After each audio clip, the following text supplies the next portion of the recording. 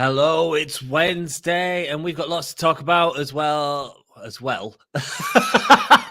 We've got lots to talk about, including, how about that, the new Ring of Honor deal. So let's get straight into it, man. It's AEW Dynamite time.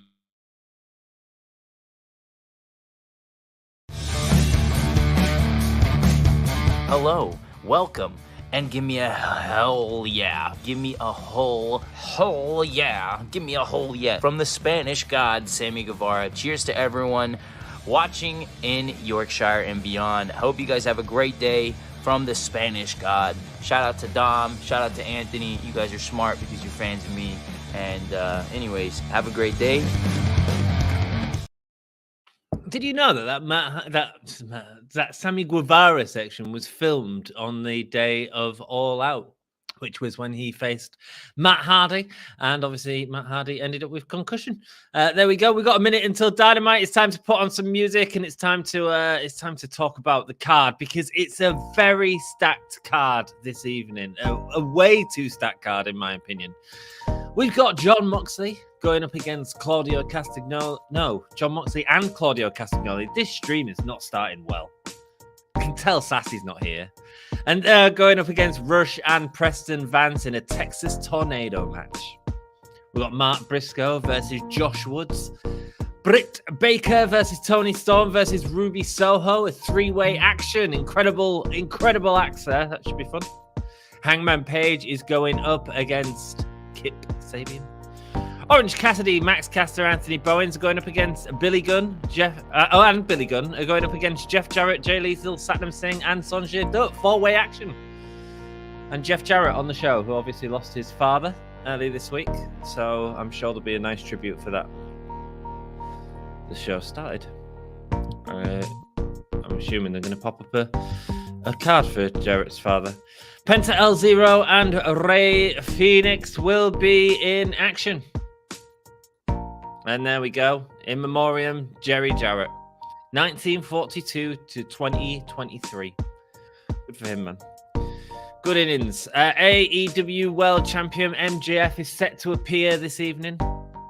Jim Ross conducts a sit-down interview with Wardlow. We've seen Wardlow. We never see Wardlow. Renee Paquette conducts a sit-down interview with Adam Cole. Baby, it's Wednesday. You know what that means. Todd is in the chat. We got 8 people already joined us. Hello, everyone. Welcome. Sassy's not here tonight. She's moving house. So send your good thoughts to Sassy. I'm sure she'll probably have this on in the background tomorrow or something like that. But yeah, send her best wishes, man. She's moving house. Here we go. Jeff Jarrett coming out straight away. Good for him, man. Screaming out. What's Sonjay Dutt got? So is Sonjay Dutt wrestled in this match? If he is, that's gonna be fun. Oh man, he's got a pencil tie.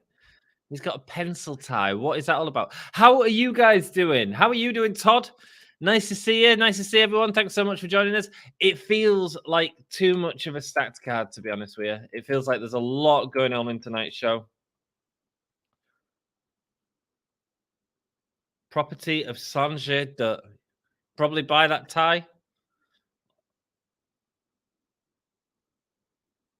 If you want to be property of Sonjay Dutt, you can absolutely do that. Why you would, I don't know. Here we go. I'm doing very well, brother. Good, man. Michael has joined us. I'm glad, Todd. I'm glad, man. I've been at work all week. At work again tomorrow at 9. But here we go. We're running up to Danhausen's with him. Yeah. Oh, he's giving some money to Orange Cassidy. That's nice of him. A 17-match winning streak for Orange Cassidy. Wow. And look at the kids dressed up as Orange Cassidy and the blokes dressed up as Danhausen. Nice stuff, man. Gimmick. Hey, all, just played 2K23 with a friend. Hello, Michael. How are you doing? Lovely to see you. Nice to see you, man. 2K22 with a friend. Nice. I've not played much 2K22. I've done that list, but I don't know when I'm going to get time to film everything. Oh, man, the Acclaimed are coming out.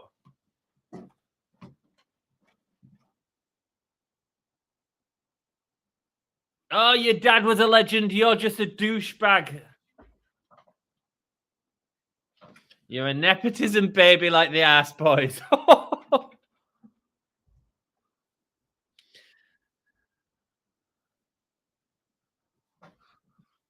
When we're done with you all, we're going to get the title back saying acclaimed. Hey, Michael, says Todd. Oh, I don't know where they are. I missed Anthony Bowens. The acclaimed have arrived. Scissor me, daddy. Let's get the scissors in chat. Last week's them losing the belts, man, was just weird. Just weird. What a downer to an incredible show. I don't think this show can match that, man. I mean, that was a cracking show. I wonder what's going to be main event. We've got Andrade El Idolo in the thumbnail as well. Is he going to be back tonight? It feels like that's a big match for Rouge and Preston Vance. Hey, Todd, how you doing?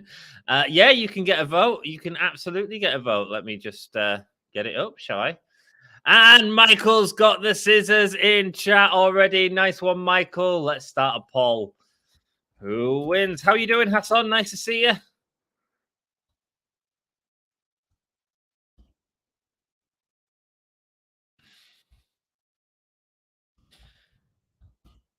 And friends, there we go. We got scissors in chat. We got Michael with his scissors. Scissors all over. Scissors to you, Michael. Yeah. And we got scissors from Todd. You rock, man. You rock. How was your Valentine's Day yesterday? Lonely, mate. Lonely. How was yours? I was, mate, I just our last lives miles away. I don't get to see him on Valentine's Day, unfortunately. Roll up there from Anthony Bowens is a kick from Jay Lethal into the low midsection of Anthony Bowens, rolling him into the ring ropes now before a kick from Anthony Bowens. There we go. Is that a famouser? Look like a famouser to me. Matt Briscoe versus Josh Woods tonight. Nice to see. Nice to see him. MJF is contractually obligated to appear in Laredo tonight. Brian Cage is going up against Jack Perry. Oh, that wasn't announced. That's even more matches. Busy show, man. Max Caster after the scoop slam going for the pin on Jay Lethal, but unable to get it. I'm doing good, Mike. And how are you? Says Todd. Mate, that three-way is going to be banging, though. Toni Storm, Ruby Soho, and Britt Baker. My Valentine's Day was okay. Had a nice romantic dinner with Kate. Is Kate your partner, man? Nice, dude. Todd revealing things in the chat. Kate and him had a romantic dinner. What did you have, Todd? What did you do for Valentine's Day, Hassan? Michael, let me know, man. Let me know what you all did for Valentine's Day. If you did something nice, I went to sleep early. Great. I sat down. I was exhausted after work, and then I went to bed. And here comes Satnam Singh. I'm doing good. Yesterday, I did a 60-minute Ironman match with a friend. Man, he was Eddie, Dom's real dad, lol. Nah, custody didn't happen. Here we go. Orange Cassidy squaring off right now. I did a 60-minute Ironman match with my friend. He was Eddie, and I was Seth freaking Rollins. Man, that is a long match. That is a long match. Here we go, Sonjay Dutt getting in the ring. He's got his pencil. Oh, he's tapping the legs of Orange Cassidy. What's he doing? This is hilarious. Orange Cassidy. Slam Dunk Rampage this Friday. We had lobsters and shrimp. Oh, you posh man. Lovely. Lovely. I love a bit of lobster. I don't know if I'll ask her to eat lobster or not. She doesn't mind seafood, but she's very finicky when it comes to meat. Why are we just getting loads of tags in and out, man? Jeff Jarrett. Who's he pointing to? Austin and Colton Gunn saying, suck it. New tag team champions, the Guns. What the hell? Distracting the crowd, the ass boys. What a weak match to start this week off with, man. Sorry, this isn't doing it for me. Jarrett with a back elbow onto Billy Gunn before wrapping the leg around his head. And there's the strut from Jeff Jarrett. Kick there from Jay Lethal to the back of Billy Gunn. And Jeff Jarrett with a clothesline. Man, them clotheslines are tight, man. Yeah, we did it to mess with each other. I bet you did. What did the score end up, Michael? Who won the game? Who won the game? Yeah, I love monsters, man. I know this is the weakest start in many weeks. Yeah, man. Yes, it is. And it's not because of your performance in the ring. It's first of all because nothing matters apart from the Acclaimed and the tag team titles. And too many tags in the match, man. Too many tags in the match. I mean, 10 minutes in. Feels like Raw. The Guns are annoying. They certainly are. That's the point of them. That's the point of them.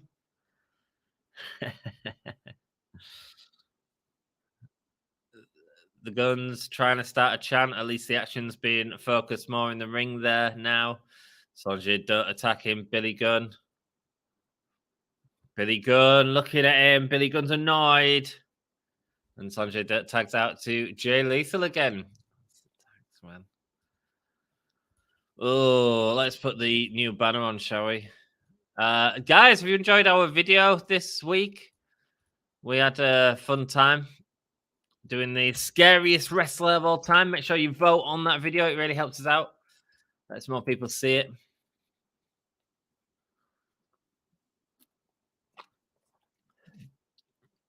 Advertising for May for Dynamite. I don't think they've announced the date for whatchamacallit at the UK show.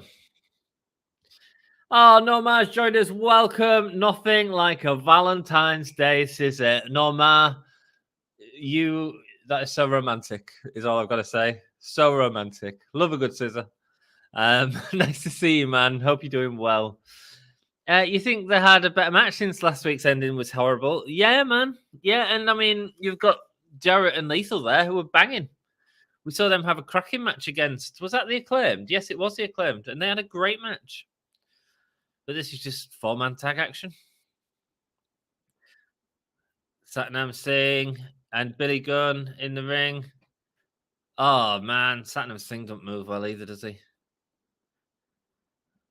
Big clothesline there from Billy Gunn. From Satnam Singh, excuse me. Going for both of the Acclaimed. Go on, take out both the Acclaimed. Yeah, sell Satnam Singh as a giant. Orange Cassidy, Orange Punch gets caught really badly. And he just throws him away. No, man. Hey, Norma. Hello, Todd, says Norma. We haven't got Sassy this evening. She's moving house. So she's busy with that. So we will wish her the best of luck in the moving of houses. Tag was made. Sonjay Dutt's in the ring. Billy Gunn, just famous. Sonjay Dutt. Jeff Jarrett. The Golden Globe. The Golden Globe takes out Billy Gunn. Lethal combination there from Jay Lethal to Anthony Bowens. Jay Lethal seems to be the legal man. Or is it Sonjay Dutt? Oh, he's got the pencil. Oh, Orange Punch. Nice selling. Nice selling. Goes backwards as Bowen drags him back. Max Caster humping the air through the scissors as Bowens goes for the scissors, but he can't get it because Lethal hits him off. Billy Gunn clothesline to Jay Lethal. Sonjay Dutt, still spread eagle is. Oh, Billy Gunn going to do the scissors. Michael greeting Norma. Hello, Norma, says Michael. How you doing? Orange Punch from Cassidy. The crowd, are they wanting to see the scissor to Sonjay? Oh, he's doing the super kicks. Super kicks to his buttocks. Oh, he's not going to do the super kick. He's going to go for the sesame. Jay Lethal interrupting now. Hurricanrana over the top rope. Nice. As Bowens back up there. Scissor me timbers. And Bowen gets the tag, the win on Sonjay Dutt.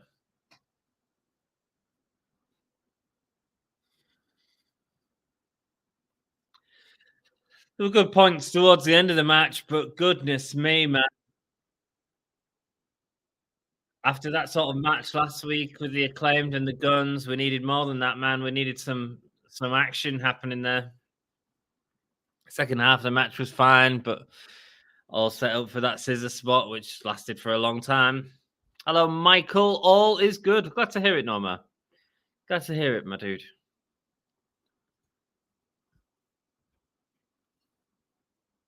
I mean, what does it all mean? What does it all mean for anything? Is it fun? Sure. Does it mean anything? Has anything happened? Four-way scissoring in the ring? Orange Cassidy scissoring? Okay, can the House of Black come out and play House again? That'd be cool. That'd be cool, Todd. That'd be better than what we're getting now. We've wasted 15 minutes on that.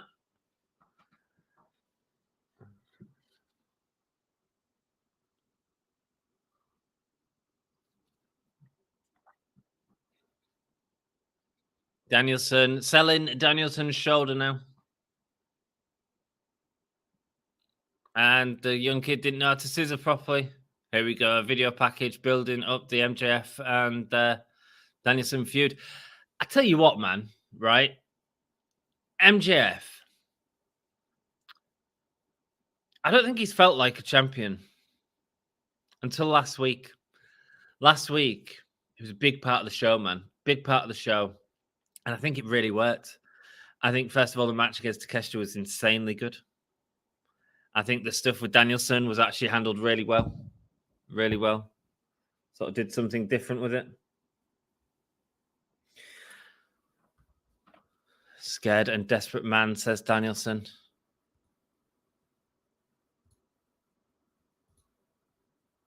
The Boogeyman is coming to take his AEW World Championship. Wow. Danielson saying he is going to take the championship at Revolution. I'm going to be... Where am I going to be? Am I going to be in London for that? Is it the 4th? No, I'll be traveling back. I'll have to check with Becky. I can do it. I'm sure I can. Yeah, House of Black, man. That'd do something exciting, wouldn't it? Here we go. Moxley's coming out. Cool. Okay, so maybe we're not getting Andrade. I thought this might be main event. Wild Thing. Where is Sassy when you need her? Hopefully she'll be watching this in the future.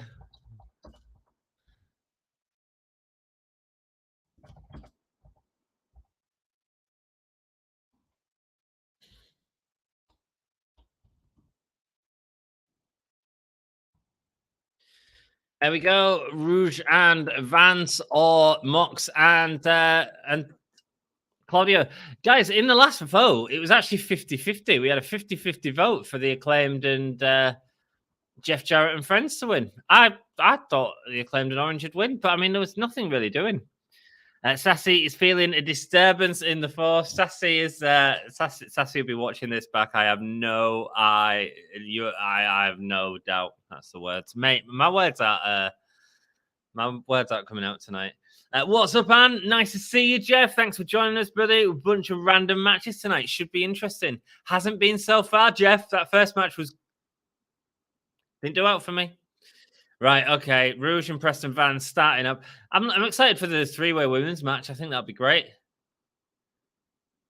Here we go. So Rouge and Preston Vance wanting to start early, jump in the barricade. No messing about. Whew. How are you, Jeff, man? How are you? Did you have a nice Valentine's Day? Did you get out good? I didn't get out. I had a lonely night. Oh, we got Stu, my brother's liking on Facebook. What are you doing up, bro? You can say hello in chat, man. My brother's watching me.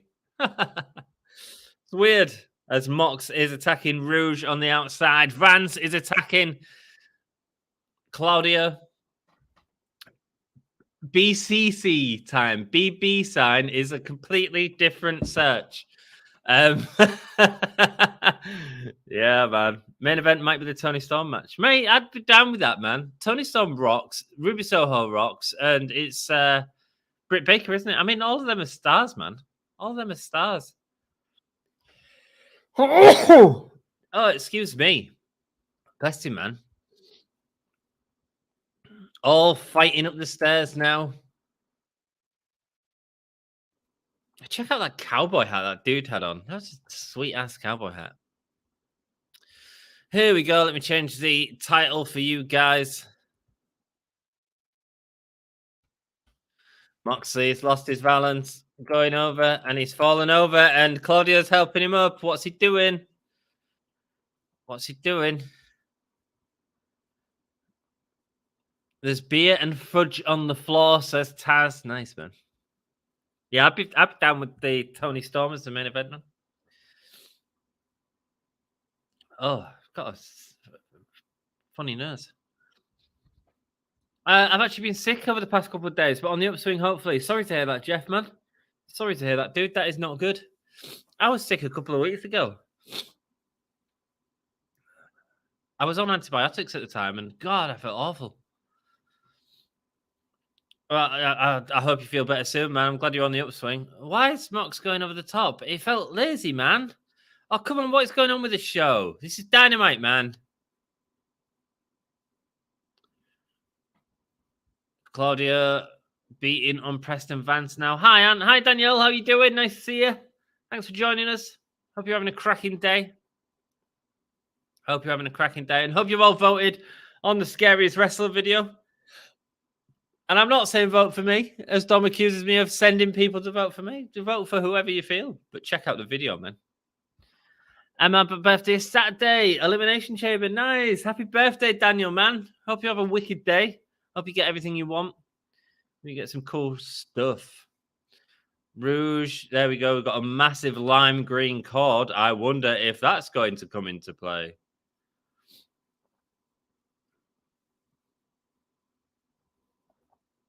I'm kind of looking forward to Elimination Chamber. I won't be able to watch it at the time, I don't think. Oh, can I now, actually, if our last ain't coming? Our last ain't coming down. She's having problems with the car. Going to cost a fortune to bloody sort it out. But, so she was going to come and pick me up, but I've got to buy a train now. I need to buy a train ticket at some point today. I will do. I will do that. Even with a slow start, still better than the entire Raw show.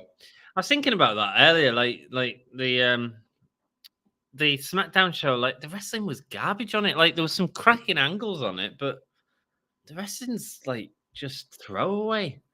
Getting drunk on my birthday because it's my 18th. Nice, Daniel. Nice. I don't remember my 18th. I hope you don't remember yours. Go out, get pissed, have a good time, my dude. Have a good time. Orange. John Moxley's shirt is ripped around the top as he's laying the boots into Preston Vance. Is there any debate who's winning this, really? Rouge with the chop onto Mox as he goes down. Daniel, isn't it 21 to drink? Depends where you live, Michael. In the UK, it's only 18. It's only 18 in the UK. Evening. Good evening, Dan. Good evening. How you doing, mate? Lovely to see you. Eve.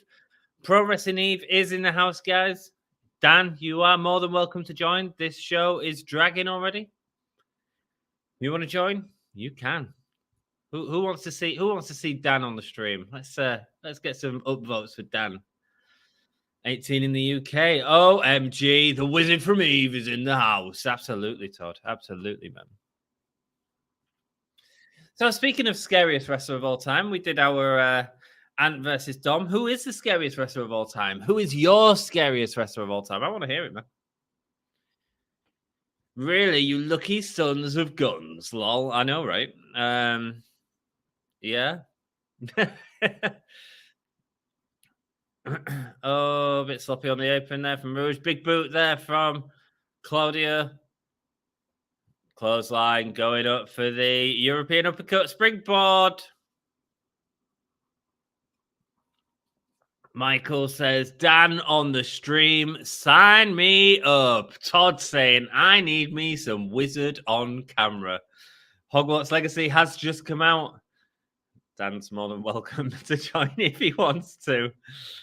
I just put the pressure on him. Claudio with the pin there from Preston onto Preston Vance. Moxley bringing in the chairs. Hopefully this will set up some action to happen in the match.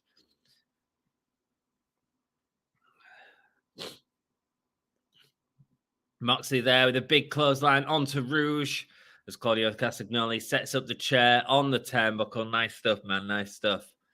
It goes for this. Yeah, you can say that again, Taz. He sat out on it. He sort of fell over on it. It didn't really work. The springboard. Man. My scariest wrestler was Doink the Clown. Lol. Todd, you know what?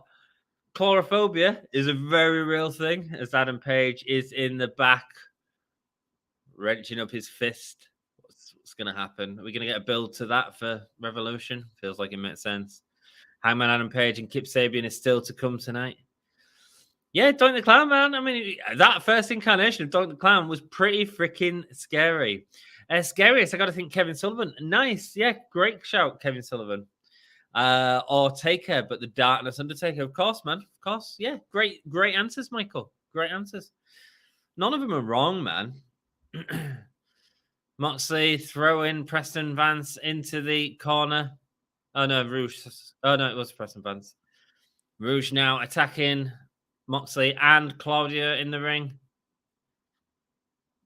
Big boots from the BCC, sending out Rouge as John Moxley going with a dive through the ropes, hits into Rouge, and he's hit against the barricade. Yeah, the crowd and Claudio's over the top as well. The crowd seemed pretty quiet too. Don't know if it's a mic thing or they just are into this card, or it's the capacity of the venue versus the number of people in the venue, or what, says Dan. Dan with several options as to why the crowd might not be as. I think it's the card, man. I mean, it's a. Oh, nice. Preston Vance with a spear to both men. Well, to Moxley, but landed him on both men on the outside. Claudio and Rouge, who were going at it with a fisticuffs. Dan saying he can't join, I'm afraid, as I'm working at the minute, putting the newsletter together. Oh, man, that's no worries, dude. That's no worries. Well, good luck with it. Thank you so much for joining us, mate, having me on in the background as you're working. We've got 15 people in chat. It really helps out the channel if you like the video. If you, I'll dislike the video and I'll like the video, and if you don't enjoy it later, dislike it. If I say something inappropriate, which might happen, man. I mean, it happens. And say hello to everyone in chat, man. We've got some good people in here as Rouge with a big hit onto Claudio Castagnoli on the table. Oh, Dan, very sad, says Dodd. That's okay, mate. If you play Hogwarts Legacy, you can see my friend Dan. He's a wizard. Let me guess, Dom said Bray is the scariest. Michael, Mox is bleeding. Why are you bleeding after this match? Are you kidding? Does he need to bleed every match, man? It means less if you bleed all the time. You've got a big pay-per-view match coming up in 2 weeks' time. We want tables chants from the crowd, which isn't a good thing, man. That's just like Preston Vance rubbing the blood of Moxley on his chest.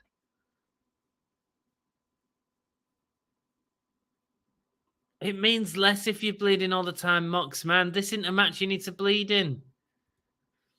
That's given.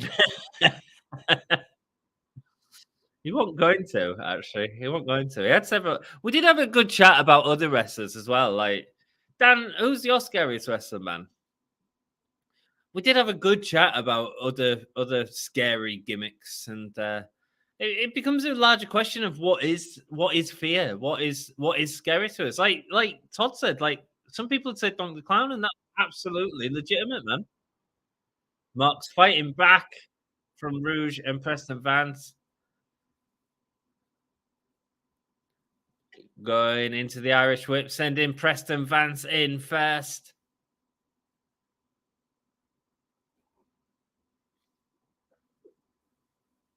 Oh, I hate the Rouge thing where he stops to not attack. He does a kick, but I mean, Here we go. I think Mox is a cutter now. Mate, he absolutely is. He's bleeding every bloody match. And fighting Preston Vance with a rough looking takedown. Rouge getting him off him though with a kick though. This card is just weird. They have a pay-per-view in a few weeks, and it just seems like a bunch of matches thrown together with little storytelling intent. I guess time will tell on the storytelling intent. Sometimes when you get cards like this, it can absolutely mean storytelling intent. But for me, that first match didn't have it. This match so far hasn't got it. There might be stuff. Preston Vance and Rouge both with a foot to Moxley's face.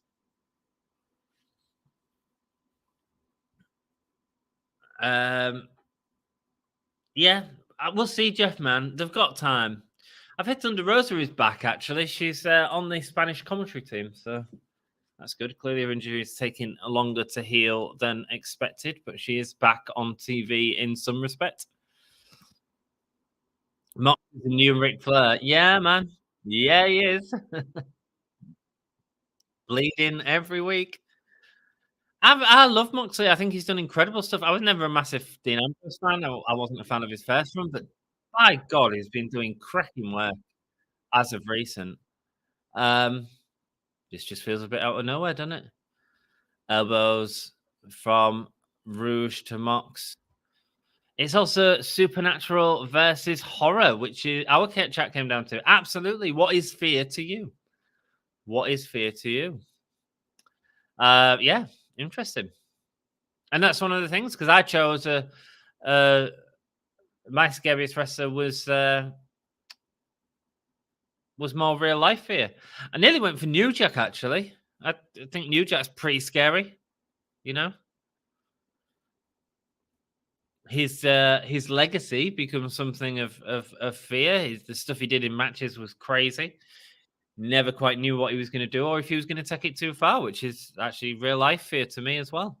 I didn't choose him though. I went for a guy who visually scared me a lot when I was younger.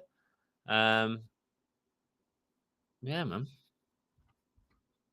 Bruiser Brody was another one, man. I mean, he felt like chaotic in the ring. You never knew what Bruiser Brody was going to do. When he was coming down, swinging his chain, like if you was in that audience, you'd be ducking to get out of the way of it. You know, that's pretty scary, man. Pretty scary. There was a back years ago called Ox Baker. If you Google his pic, have an adult diaper on. He was that scary looking. Ox Baker. Ox Baker. Yes, I'm Googling. Claudio getting the chain around his fist. What? Oh, Texas Tornado. Anything can happen in a Texas Tornado. I mean, if you're going to blade on... Yeah, Ox Baker, man. Looks scary, dude. Them eyebrows. Claudio delivering the chain to the head of Preston. Man, he just laid that one through.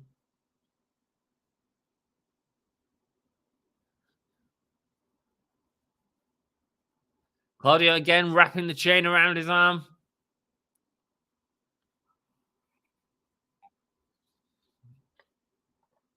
Is he going for the European uppercut with the chain? Great visual. Oh no, just a punch. Oh, Preston Vance has bladed as well. Everyone's blading. Oh, big swing. Big squin. With the blood. He's holding on to the head. Oh, mate, Preston, let your arm go as well, mate. Man, the blood going to the head of Preston Vance. Commentary calling it, man. The Ox Baker, man. Scary looking. Haven't seen him in a diaper. Diaper?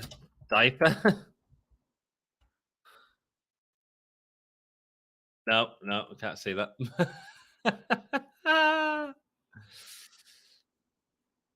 The back heel kick from Rouge.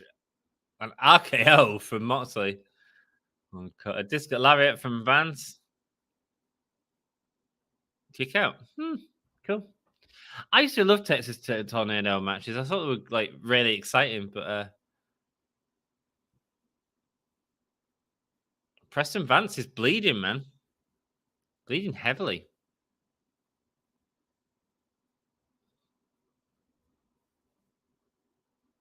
Crowd seem to be getting into it. Nick Gage scares me. There's another great one, man. There's another great one.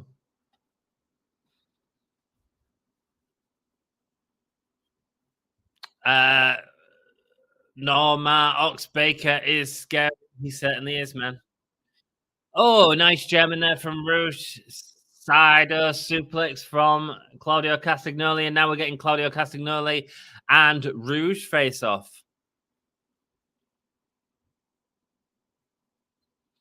Two-time Ring of Honor champions, both of these men. Oh, manager's getting in with a chair. And hit. Oh! And Jose doesn't just attack Claudio, he throws the chair at the back of Claudio. This match has gotten better. Yes, it has. Yes, it has. Better, says Michael. 100%, mate. Yuta coming out, attacking the manager. Oh, mate, he's selling. He's selling. Forearms to face.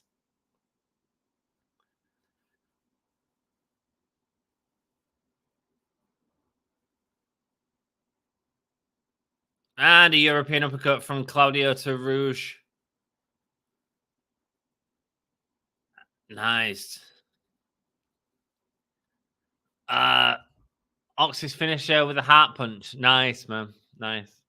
Who was it who used it in WWE? It was Atom Bomb. Heart punch.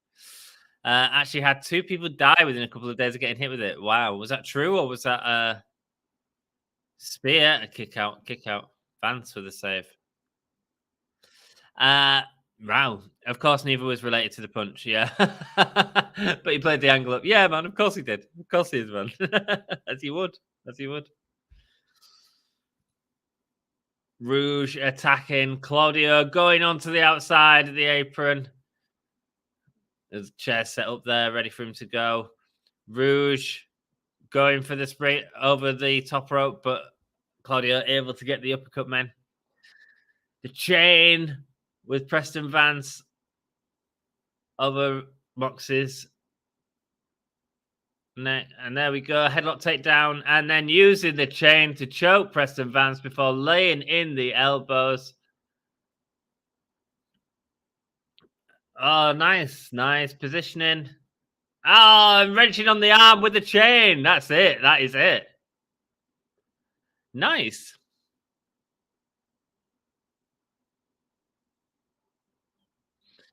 Sold the uppercut as well. Yeah, man. Absolutely did.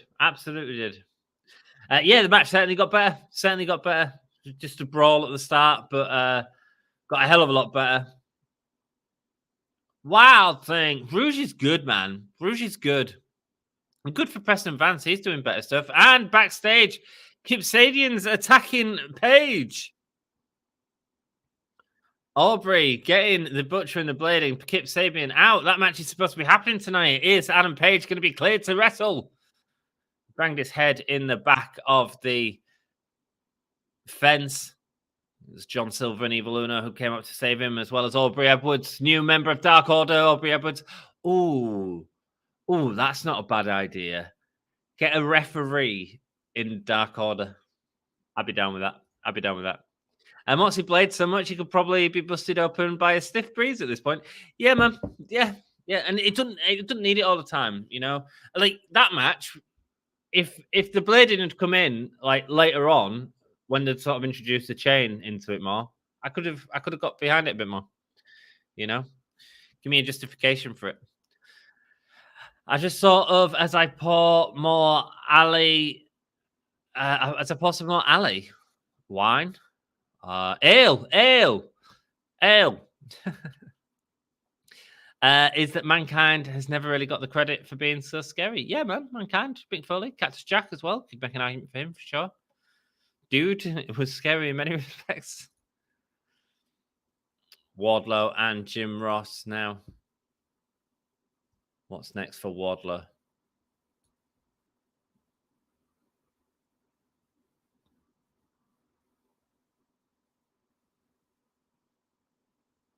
Wardlow sharing memories of his father.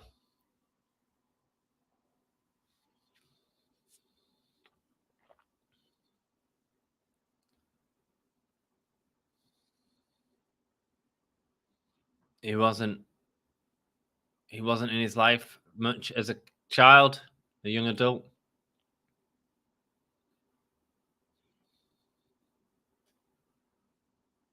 Oh, stage 4 cancer.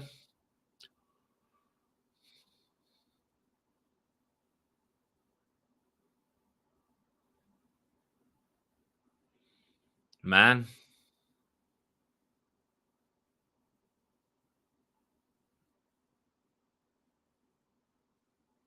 He was able to see his son wrestle.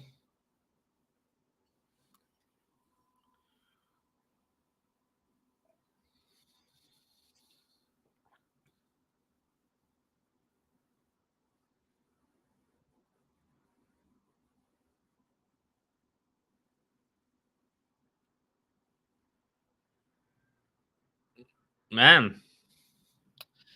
After seeing cancer take away the ability for his father to grow his hair and beard, Wardlow decided to do it.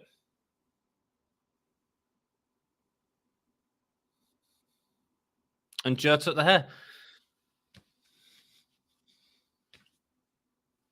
Why didn't you do this weeks ago, man?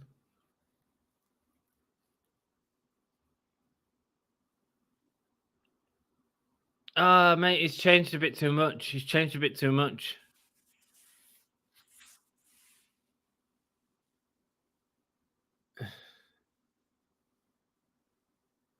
And the music as well didn't add to it. Joe, you will not survive me. He's going to take away everything he's ever had. He won't survive Wardlow. Cool.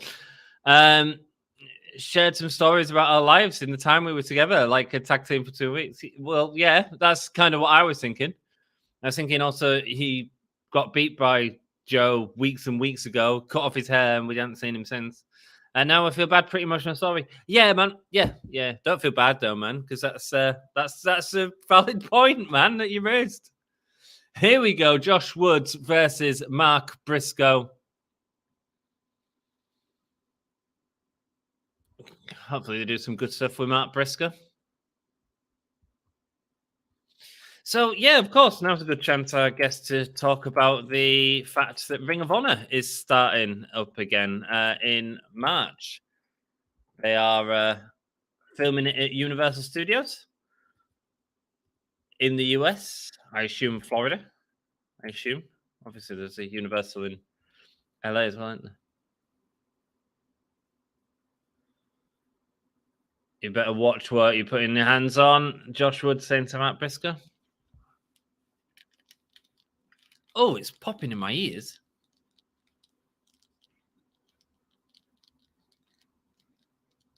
I don't know if that's my headphones or... Oh, I got crazy hair going on. Nice. Let's wait for that to stop down. Just so you can hear what I've just had in my ear. It's horrible. Like snap, crackle, and bop. I think you Americans call it something different. Rice Krispies, we call it. Samoa Joe should send Wardlow a bill for hairstyling. Yeah, yeah, man, he should. I am like a wide variety. I like a wide variety of wrestling, but we can get more storyline in this program. Yeah, man. 100%. Mate, what is going on with my headphones? Is that just my headphones or is that the stream? Let's see what people are saying in the chat on here. Oh, no, I can't see it.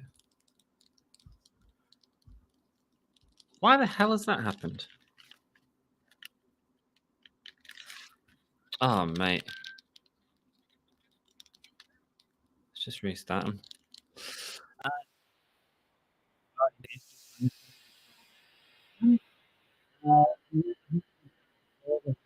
%, man. 100%. Glad. Oh, Penta. Penta and Fenix coming out and even in the odds for Matt Briscoe. Nice.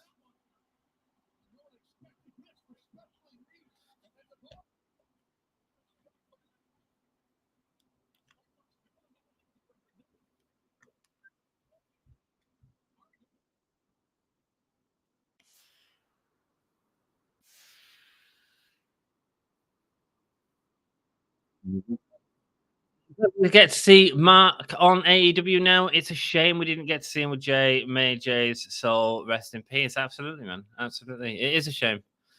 At least we've got Mark on TV now. Giving him TV time.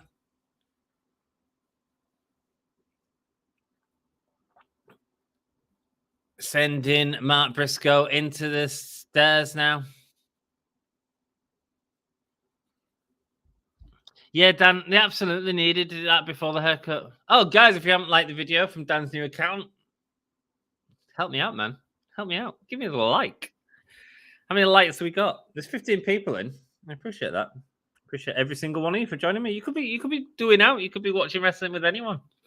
See how many likes we got? We got 5. Come on. We got 15 people in. Who's not like the video, man? Me regulars. I've got enough regulars here to be liking the video. I've even got 1 regular on 2 bloody accounts. Let's go. Like the video, baby. Superplex there from Josh Woods.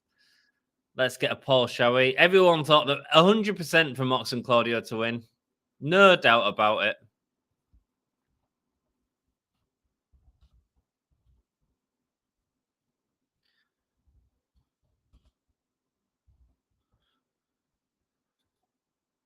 Oh, mate, my sound is shite. Gotta be Matt Briscoe winning, hasn't it? I'd assume. I want to hear what you guys think. Right in chat. 100% of you thought the last match the BCC were winning? Was there any point in it storyline wise, Jeff? Not really. Not really. Still think they should do a run-in with Matt Briscoe, basically defending the tag belts in handicap matches and somehow winning. Yeah, that'd be cool, man. That'd be nice. That'd be nice. Could definitely do something with that. Definitely do something with that. Really get the crowd behind Matt Briscoe then. I would not be averse to that at all, mate. Would not be averse to that at all. Dan has liked the video, so that means there's someone else, you traitors. A question for anyone. How old is Brody Lee Jr.? I have a debut pitch, but when he's old enough to wrestle? Oh, I don't know how old he is. He must be about 11, something like that, I'd assume. Let me have a look for you.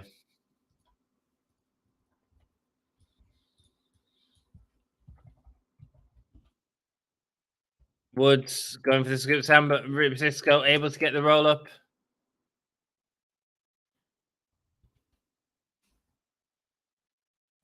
How old is he?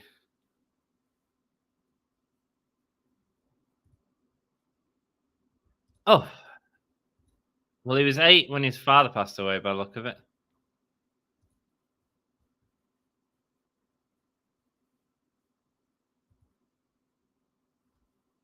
He was 8 when Huber died, so that'll have been in 2020. So I'd assume he's now 10. I'd assume. How do you think they'll go with Briscoe having a tag team title but no partner? I quite like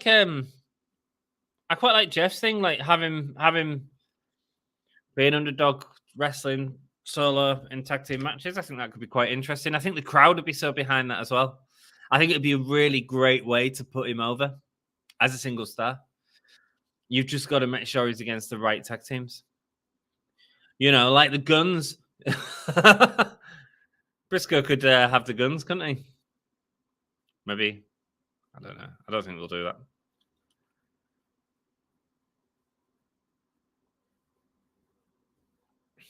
You know, have his gimmick as someone that's done that much tag team wrestling. He knows what the Briscoe rolling over the top rope off the chair with a cannonball. Nice stuff.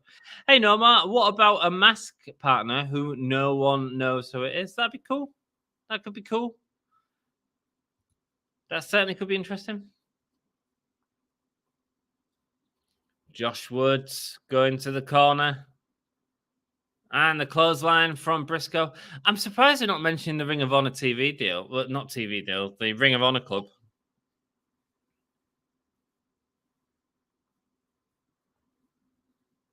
And the Razor's Edge off the ropes. And Woods able to kick out. My pitch as he comes out when whoever wins the TNT title match put Brody Lee's music on, play the crowd, pops. Brody Lee Jr. comes out with his dad's boots on and the old TNT title. Nice, man. Nice. Now there's a debut. Josh Woods rolling up Jay Briscoe and rolling through. And a kick out. And a kick out again. Don't subject Matt Briscoe to a feud with the Guns. Mate, it's a tag division, though. The Guns are the best tag team in AEW right now. They are the tag team champions. They are the highlight of the company, man. It's bloody Dynamite telling you that, not me. God, it was awful last week. And then they started off that match with this week, which just... Mark with the boot to the midsection, going for the neck breaker, but unable to get it. Josh Woods locking up on his stomach, trying to go for the suplex, but enziguri from Matt Briscoe. Do you have to pay to watch Ring of Honor weekly? Yes, you do. Yes, you do. I do wonder if I'll get it as part of the AEW Fight subscription on in the UK. I don't know. Here's a twist. The mask partner is a female, lol. Be cool. Be cool. Going up to the sky. There we go. Massive elbow from Matt Briscoe. Getting the win there. Reach for the sky.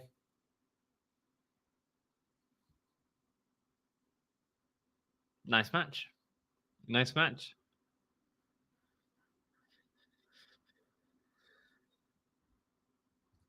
Be a good opportunity to introduce someone just getting in the business, but got a history with the Briscoes. It's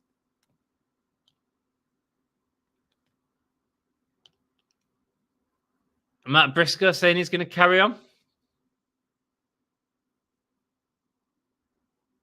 Nice.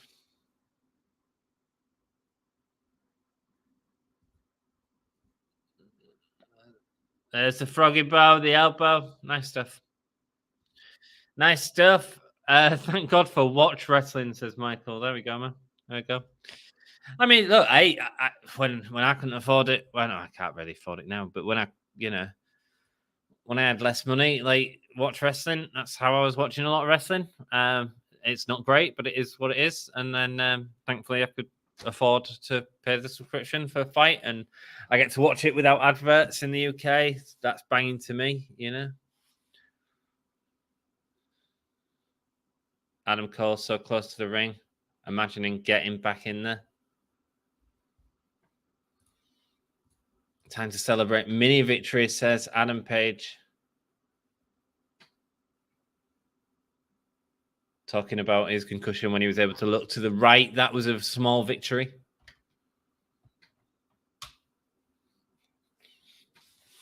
Again, talking about that concussion.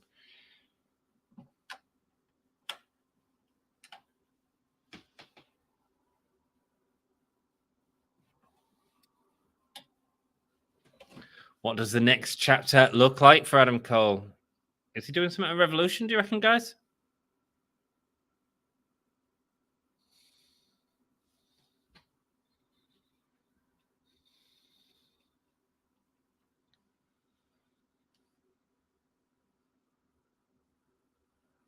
Adam Cole doesn't think the roster's ever been better. It is a cracking roster.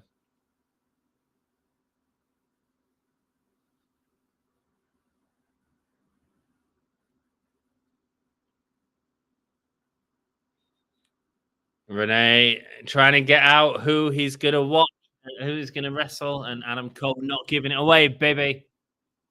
He's looking up for Adam Cole. Good. Can't wait to see him back in the ring.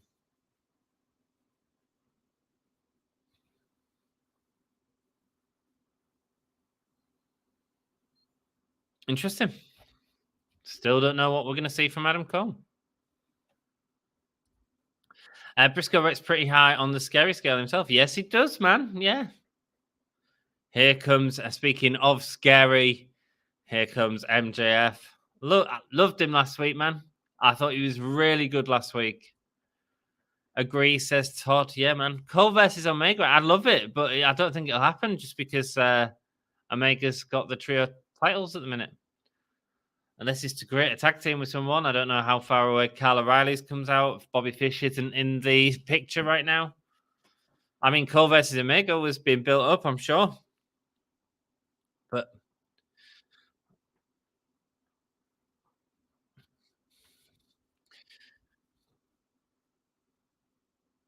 getting to hear from MJF very soon.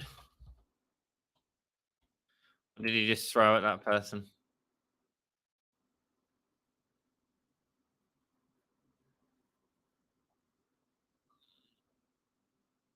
He looks $1 million, doesn't he?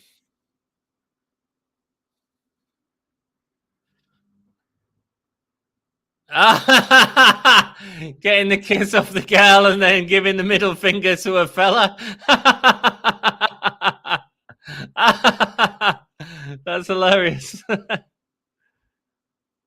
Gum says, "Oh, was it Gummy spotted throw at the kid? I just threw his phone away. Just threw a person's phone away." This is great. This is a great break spot.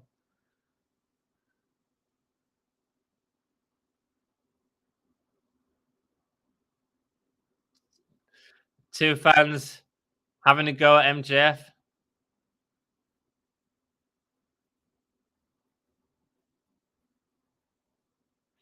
Taking the drink off the person in the crowd and throwing it at him. Going with a shaky strut.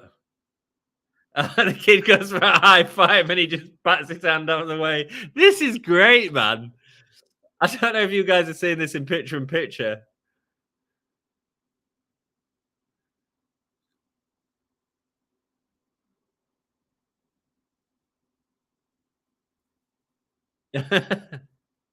Knocking phones out their hand. The crowds are loving it.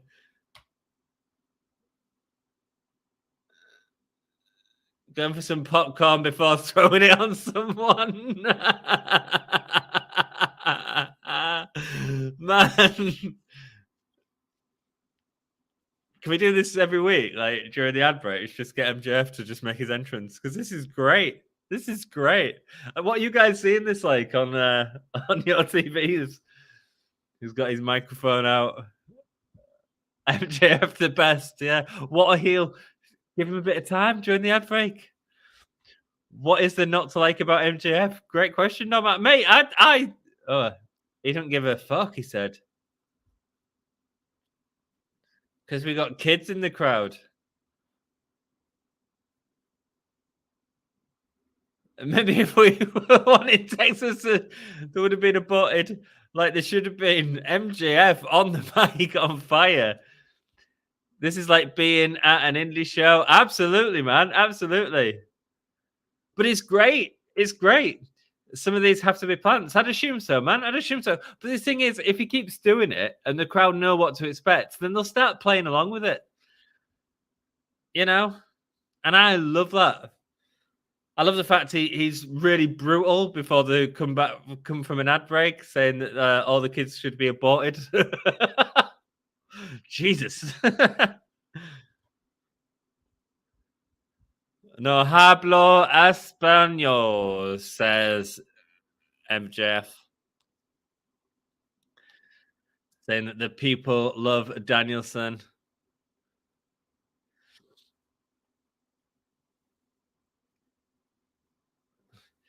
We did love MJF at one point.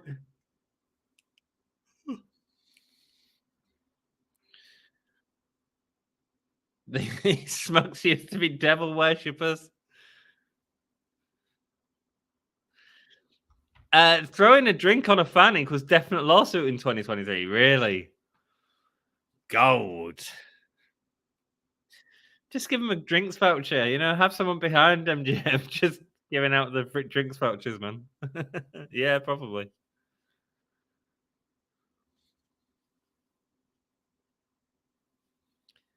MJF is the devil. The crowd deciding no longer to chant in Spanish instead. Shut the fuck up, chants.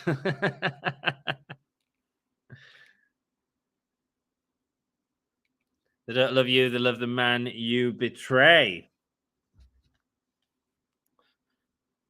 Saying that in real life, Danielson is a worthless sack of trash. Top of the hour, MJF, guys.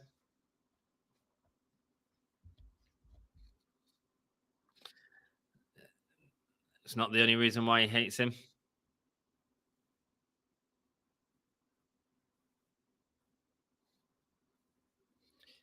You have these people convinced that you're better than MJF. You know, after watching his match with Takeshita, I'm kind of believing that he could do the Iron Man match. I'm kind of believing more and more in MJF.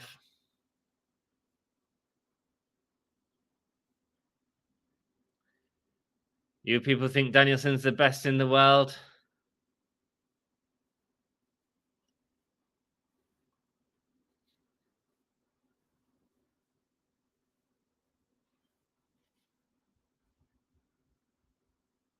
Michael's trying to find a way to get to the next AEW pay-per-view. Nice, man. Nice. Oh, mate, that'd be banging. That's not why we get into this business, says MJF.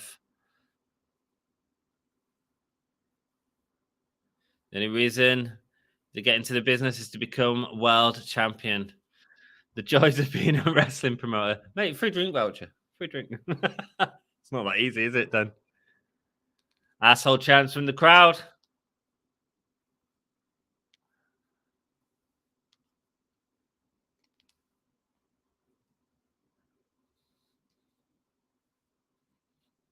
Danielson obviously never been able to become the world champion.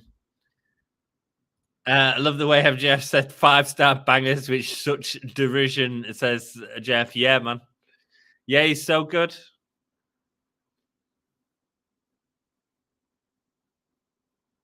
You're going to put on the performance of a lifetime at Revolution, selling Revolution. Talking about all the tricks up his sleeve that he's going to use, the wrestling tricks that Danielson is going to use.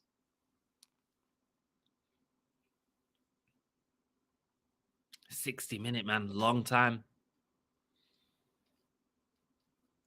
MJF will be victorious after the 60 minutes, he's saying, man.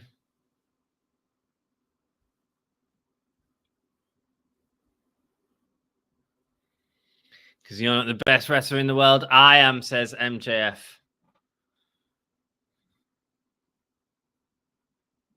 You don't have the balls to do what it takes to win, is the last thing he says before his catchphrase. He's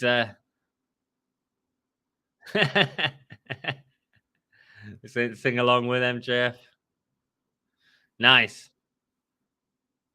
He's cheating at the pay-per-view to win.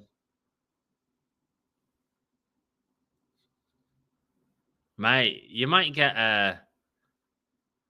him like knock out Danielson and get multiple pins on him. You might even see the match thrown out.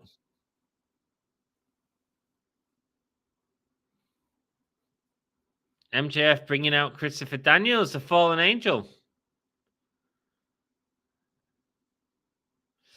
In all honesty, MJF is the best on the mic of all time, in my opinion. I think you absolutely could argue that, Michael. You could absolutely argue that. Big On, welcome to the channel, mate. How you doing? Nice to see you. Says we need Eva Marie. Sasha Banks, Mandy Rose, and Chris Benoit, Tori Wilson in 2K23. Some controversial figures there. Mandy Rose obviously leaving the company due to having her own stuff outside of twitching her asshole on the internet. Ava Marie, I mean, she's never that great, was she, in the ring? Chris Benoit, I don't think WWE will ever work with again, mate, because of what he did to his wife and son. Christopher Daniels saying MJF's paid him an obscene amount of money to have a go about Danielson on television.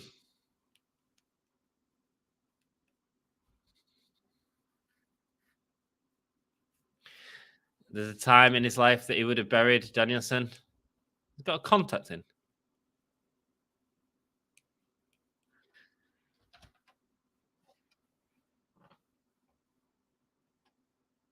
Danielson is going to knock your dick in the dirt. Christopher Daniels saying to MJF, nice stuff here, man. Nice stuff. This isn't Sing Along with MJF. That's a rock quote. Is it, man? Is it? I didn't know that. Just substitute MJF for the rock, of course. Yeah, man. Mentioned best in the world a lot. I wonder if CM Punk comes back. Are they? I haven't noticed. Maybe so, man. I mean, there's two there that 100% won't be in that game. Yes, there is, yeah.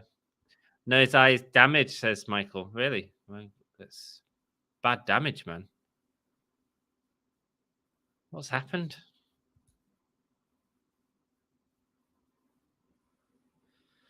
Talking about his feud with Danielson in Ring of Honor.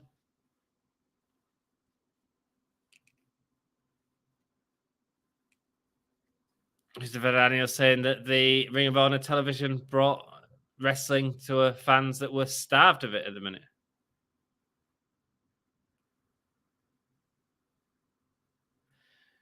And no shot, says Jeff. Yeah, I can imagine it. If there want a Ring of Honor, there might not be an AEW, and there definitely wouldn't be an AJF. Ring of Honor, of course, coming back to making, well, they're making, not coming back to TV. They've got the Ring of Honor club there that they'll be showing it on, I assume. We'll find out more in the next week or two.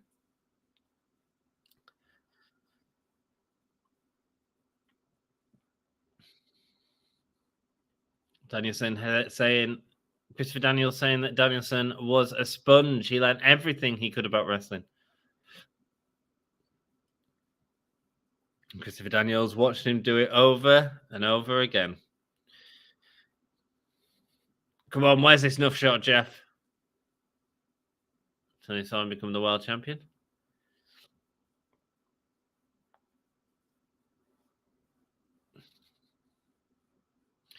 It's good to see Daniels getting TV time. Yeah, man. Yeah, like Christopher Daniels. First tag team champions in AEW, weren't they? SCU. SCU.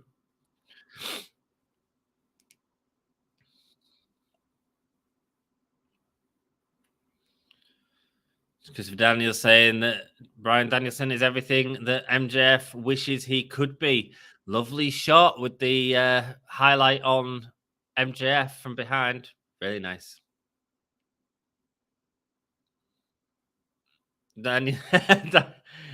Christopher Daniels saying that MJF is going to be out wrestled by Danielson. Best in the world again, Dan. You're right, man.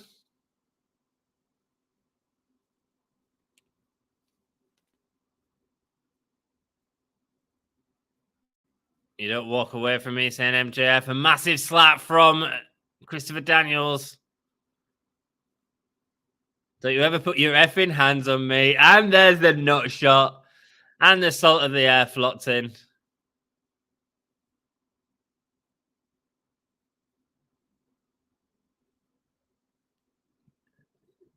Who's coming out? Is it Danielson?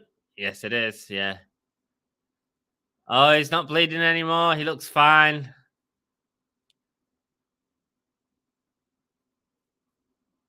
Oh, we haven't seen him bleed tonight. It was just a promo, wasn't it? Silly boy. Silly boy, me.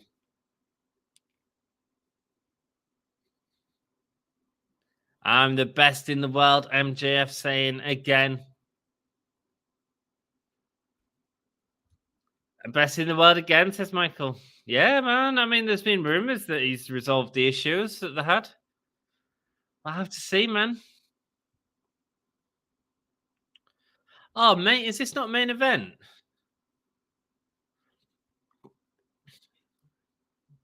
Give us this as a 20-minute main event. It's not mess about. Ruby Soho with plenty of wins right now, guys. Plenty of wins between these three teams, and Ruby Soho's not picking a side. Toni Storm, Ruby Soho, Britt Baker. Oh, they've just said it's main event. Yeah. Whose side you going to pick? Whose side you going to pick? Great story.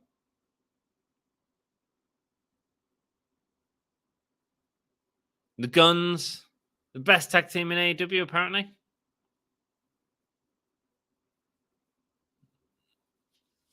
Where's Keith Lee? Why ain't Keith Lee on TV?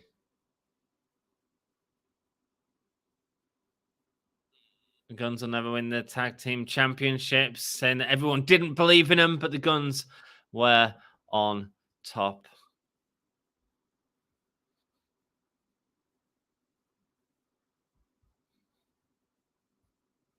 Not every story has a happy ending.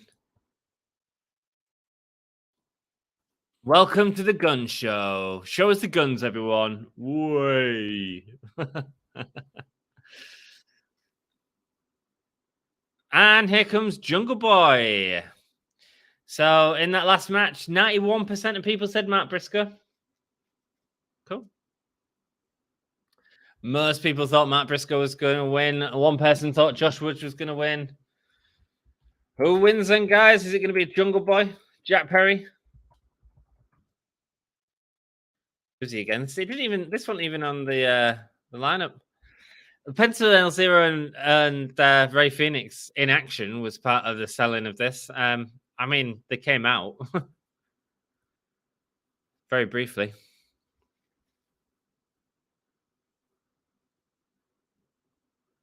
Brian Cage. Cool, this would be a decent match. Brian Cage getting a lot of TV time right now as that heel, the big heel. Tend to switch it up between him and Lance Archer a lot. Could argue Miro.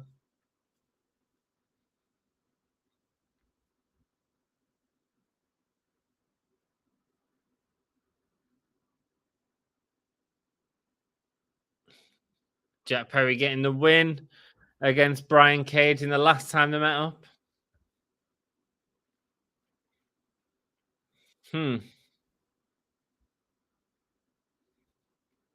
Okay, what's this building up? What's this building up? After tonight, one step closer to Jack the Giant Killer, says Jeff. Yeah, man. Brian Cage, thanks, Dan. Jungle Boy starting out quick against Brian Cage here, getting a lot of TV time and a lot of time looking up at the lights. Yeah, a lot of TV time, but a lot of time losing as well. Maybe this is the win. Maybe this is the win. Build Jungle Boy into some 6-man ladder match, something like that. Maybe, I don't know.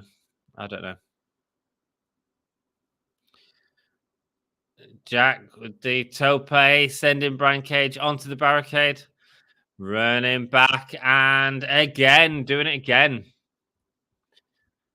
Right in your chat, I'd pick Brian Cage for this one, guys. Oh, Jungle Boy going over the top but getting caught and sent into the apron by Brian Cage.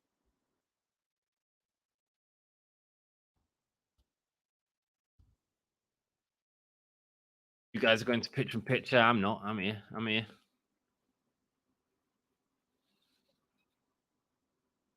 How many sketchy characters do we have in AEW, saying Tony Schiavone? A lot of sketchy characters. So sketchy. I get it. Like, we can make smaller guys look great by having them beat the bigger guy, but when everyone is beating the bigger guy, it means nothing. Yeah, man. Yeah, this is a problem, isn't it? He's the big guy of the moment as well, and they tend to do it between him, Lance Archer.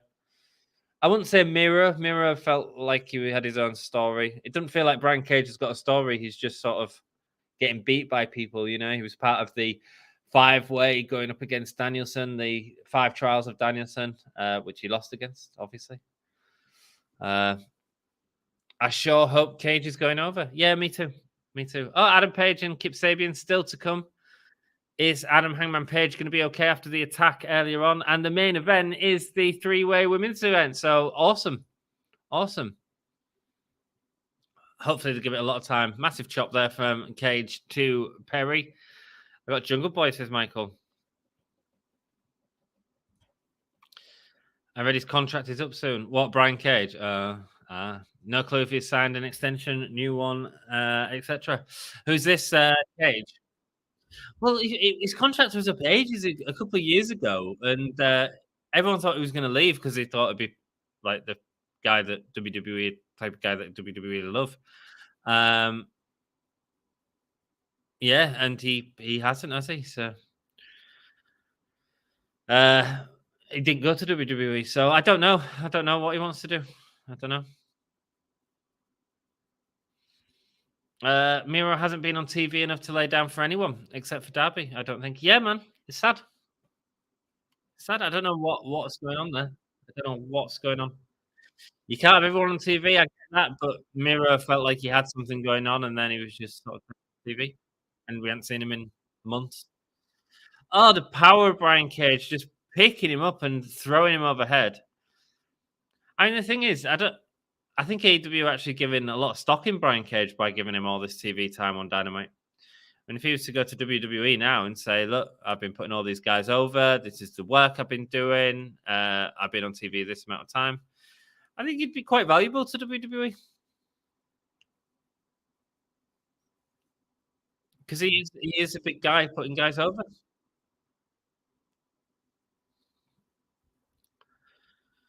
Yeah, Cage. Did anyone watch Rihanna's Super Bowl show? What do you think of it? No. Yeah, make Cage part of a little gauntlets. If I needed a guy to win a match on my behalf, Cage would be pretty far down on the list. Yeah, man. I tell you what, if I could face anyone, it'd be Brian Cage. Because first of all, I know he'd look after me, and he loses that much. I think I might win. Right, going for the power boy, but Perry able to fight out.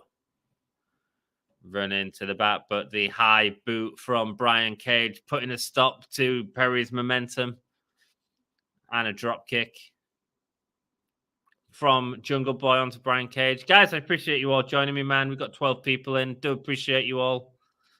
Hope you're having a cracking day, guys. Thanks for joining me. It's Wednesday. Do this every Wednesday. Elbow there from Jungle Boy.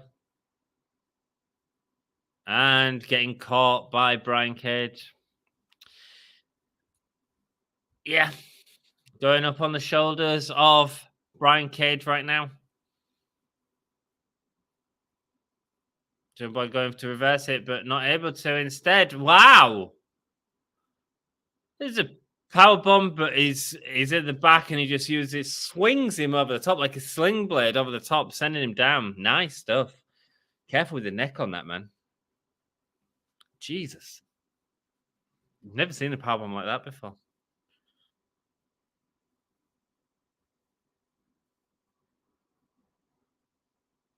I don't remember Jungle Boy and Luchasaurus doing that. Not as well as that, anyway. Cage falling for no reason. I didn't get that. I didn't get what happened there. Lost his balance by the look of it. Power bomb. Oh, buckle power bomb. And there we go. A lateral press and a kick out. Oh, I'm tired tonight, guys. I'm going to go straight to bed when this is finished. I'm at work in a few hours. And the day after, I've got a 7 a.m. start. Not happy about that. He was doing the F5, but Perry landed on his feet. Okay, yeah, but why? If he was doing the F5, oh, right, but why did he fall back? That's what I didn't get.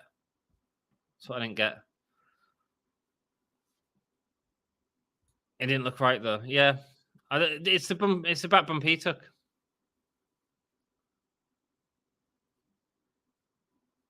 The last time I remember Miro being on was when Sammy Guevara beat him. That was in 21, I think. I feel like it was 22. But yeah, it was a long time ago, Norma. It was a long time ago, dude. Like, we haven't seen him do the F5 enough to know that he's doing the F5. No, man. Death Valley Driver from... Oh, Cage kicking out at 1. Because you bump on your back on the F5. Right, okay, cool. It just felt like it seemed off to me. Crucifix bomb from Perry. Kick to Brian Cage. Oh, come on, Brian, man. And Jungle Boy gets the win. What is this shit show, man? We're like 2 weeks away from Revolution. We've got like stories not built up enough for Revolution. Hey, what's Jungle Boy doing at Revolution, guys? Who the hell knows? I mean, after that, nothing. It made sense, but look, rubbish, said Wrestling Booker. Cool, man. Cool. It just didn't, yeah, it just didn't connect with me at all.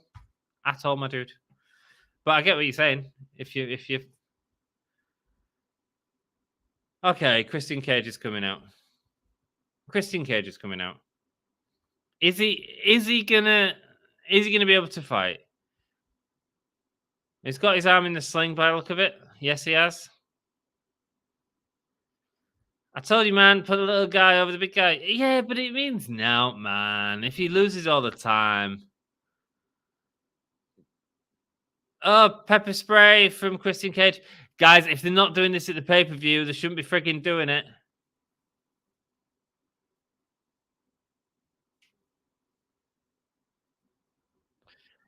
Date of the AEW YouTube video is September the 21st for Miro and Tammy. Really? Wow. September 21. Oh, I completely agree, says Dan. Yeah, man. Well, there we go. We've got our angle. It's Christian. And he's taking his shoulder off. Christian Cage back to wrestle, apparently.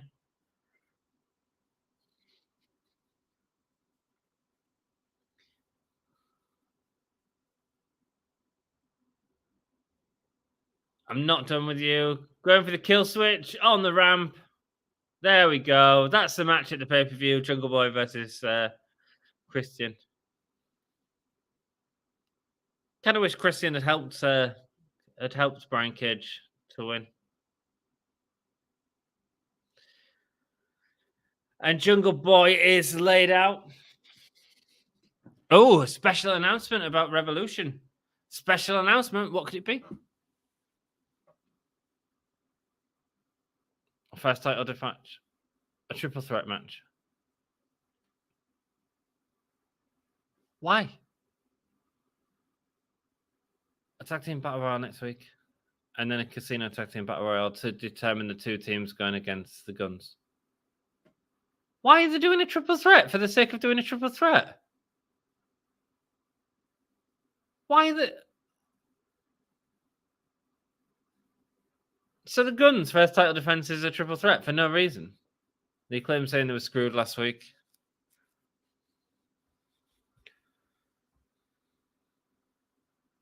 A four-way. Why?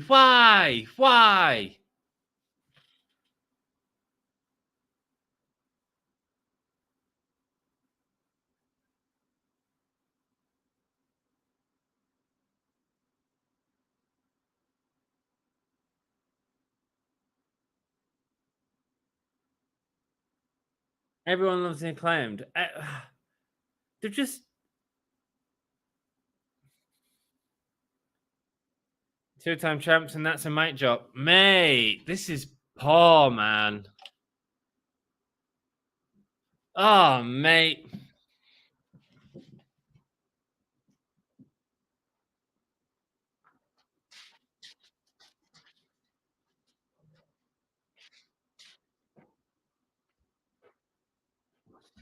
So we're waiting on an update for Adam Page to see if he's going to fight or not. He's probably going to fight. They did this angle last week with Danielson. Mate, AEW, man. Jesus. I'm going to go for a cigarette quickly in a second and go to the toilet, make a new cup of tea. Lord Christian got zero reaction when he came out. Yeah, man. I mean, I think people were confused by it. I don't think it's a hugely recognizable theme. Yeah, he's out, isn't he? Awesome. Finally get to see that Christian Jungle Boy match we never got to see. Yeah, man. They built it up for ages and it kept going, man. They got something planned for the Casino Battle Royale. I hope so, man. I hope so. This is dumb. Yeah, four-way better than three-way. No wrestler wants to hear the phrase triple threat tag. Yeah, man.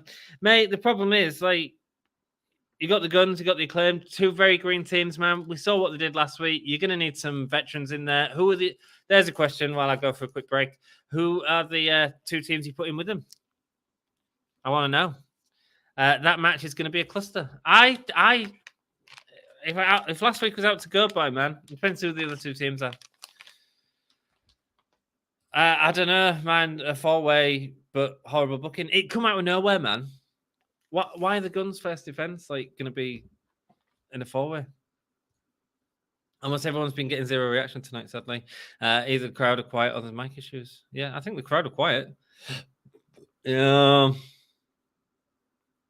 Not a single person in Laredo gave a crap about Christian Cage. Apparently not.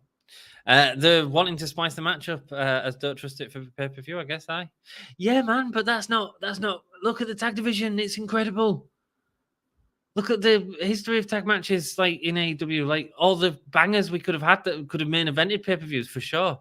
Right, guys, I'm just gonna go make a cup of tea, and I'll be back in a second. Love you all. Bye. Oh, that's the wrong thing. We'll go to that. Jesus.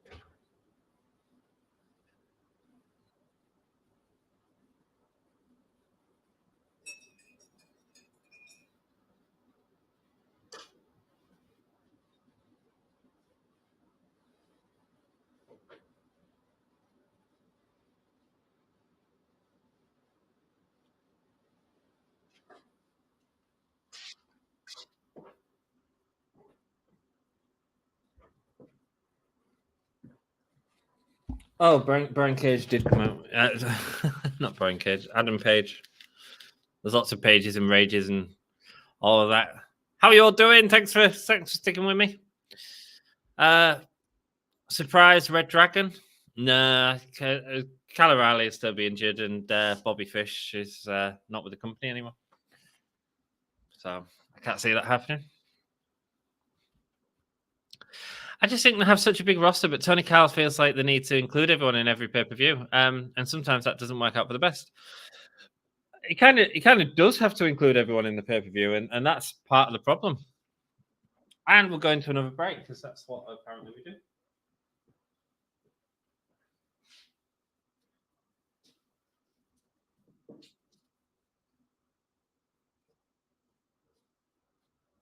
Right, Kip Sabian, Hangman Adam Page, going at it. Did anyone see the creepy glitch? No, didn't. Was it on the TV? Just a glitch. I know I'm not the only one who saw the flash and that popped up during that Elite segment. It was House of Black. Just saw it on Twitter. Oh, okay, cool. Doing some House of Black. Good. Left hand, Stig thoughts. Yeah, man. Yeah. But it would be cool if there was a wrestler flexible enough that they wrestled every opponent with their own moveset. Yeah, man. Yeah. That would be interesting. Very interesting. Really, they're actually doing glitches for House of Black. Apparently so. I don't think they need it. I think they've got the whole thing anyway to do without glitches, but yeah.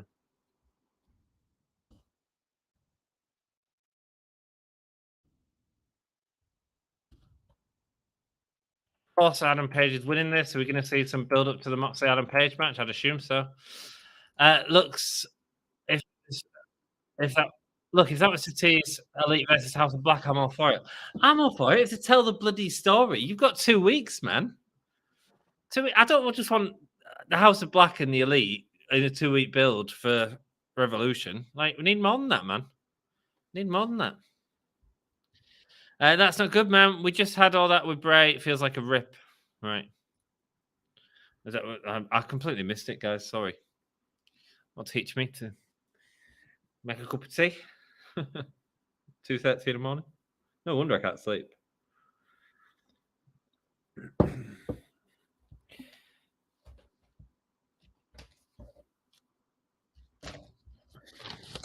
Stump to the mid section of Adam Page. Hangman to kick out. It feels like they've not done that with Kip. At least they've got Page on the back foot with the pre-show attack, I suppose. Pre-match attack, even. What are we going to get next? House of Black QR codes. Seeing Omega and Malachi in the same ring is going to be magic. I agree, mate. It'd be banging, but like, tell the story. Omega and Malachi in the ring will be amazing. Yes, it will. But do you know what would be even better if they told the story with it, man? Kip Sabian has been in the lead all the way through this match. Double stomp, but misses. As Hangman with a clothesline goes over the top rope, sending both men over the top. So I did ask who do you think the two tag teams were going to be winning in them matches in the Battle Royals. I assume the two teams will be Penta and Fenix and Singh and Darby. I think that's what's going to happen. Yeah, I mean, House of Black was in a feud with Eddie Kingston as of a week ago. Were they? I don't remember that. Was that a Rampage thing? I don't remember, Jeff. I can't remember, you know. Hangman popping up. Kip Sabian. 1, 2. Kick out. Powerbomb doesn't get the pin.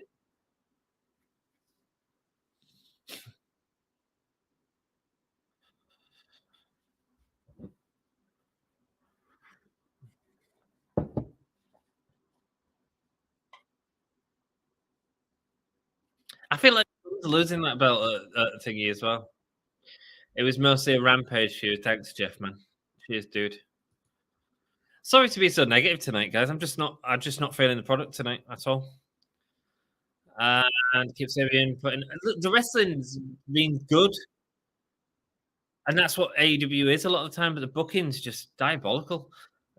Clothesline there from Adam Page, nice, putting him up on his shoulders, dead eye. And the King gets the win with the dead eye. At least he won the buckshot, man. At least he's telling the dead eye has been devastating. The crowd seemed more into that match, but it was a bit too quick. You guys in the Americas on your advert break missed the whole heat segment. Too quick, man. Well, I don't care. We've got more time for the main event, haven't we? Didn't even get a vote up, guys. Didn't even get a vote up.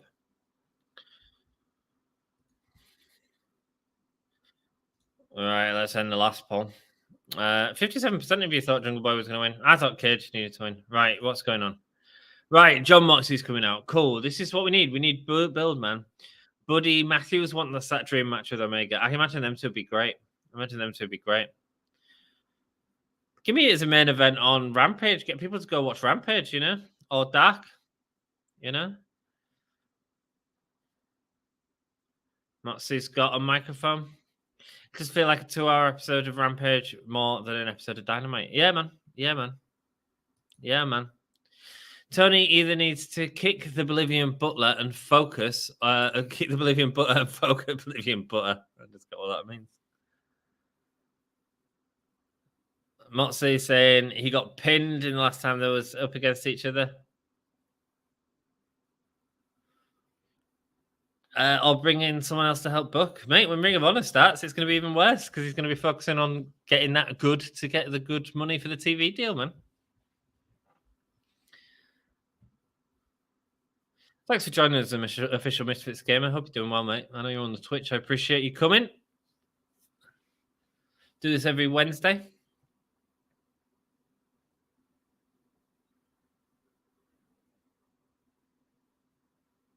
Crowd chatting Moxley.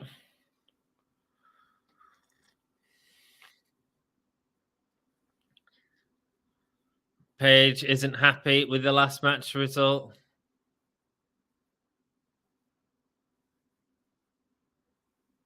What? Ends in a roll-up.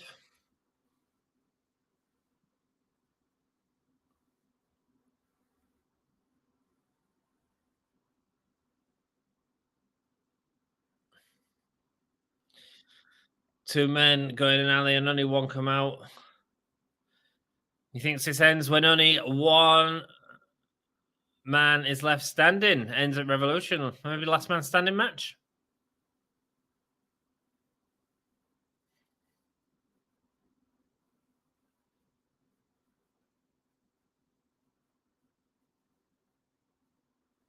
Can I get a last vote? You certainly can, Hassan. We'll put the vote up in a second.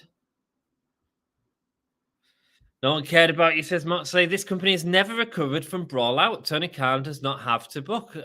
Interesting, Jimmy. Really good point. I think there's been great moments within. Great moments. There's been some cracking feuds. This has been a good feud. Dark Order coming out.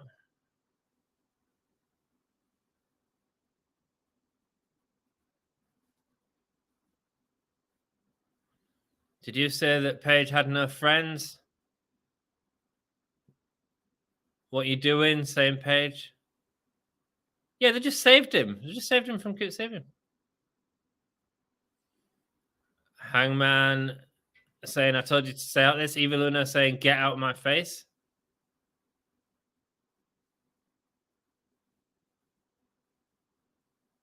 Intriguing. Dark Order ain't afraid of John Moxley. Evil Uno ain't afraid of John Moxley. Go on, Evil Uno. And a push to John Moxley from Evil Uno. Evil Uno getting some attitude, man. Why is Paige pulling him off? Let him go. Oh, mate, I want to see Evil Uno and John Moxley now. Let's go.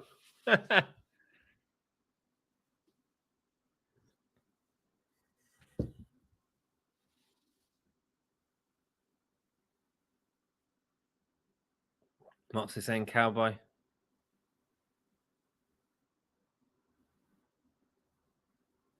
Texas death match at Revolution. Cool. In the next week or two, can we see Evil Uno and Moxley, please? I was down for that. I'm not happy with how the last match ended, mate. You did the cradle. Exactly, man. Exactly. And then, like, Paige in Evil Uno's face. No continuity, says Jimmy Fingers. In a sense, man. I mean, like, even this feud, like, what I was just trying to say, the Paige had the sort of stuff against Paige was being interviewed by Renee, where he was doing that smiley thing all the time. Oh, Jericho's there. And that's not sort of been really addressed. Ricky Starks has a problem with Chris Jericho. Chris Jericho looking young, man. Lost some weight. Like, if you didn't want to win like that, why effing do it and then complain about it? You out wrestled your opponent. It wasn't even Moxley that did it. I thought it was Moxley that got the win in that last one. This did not need Dark Order, says Jeff. I didn't mind it. I didn't mind it. How soon before Tony Khan has Matt Briscoe on Dark? Oh, I think he'll be on Ring of Honor, to be honest with you, Jimmy. No, just setting that up, mate. Nice to see you, Jimmy. Thanks for joining us, man. Appreciate your insight, man.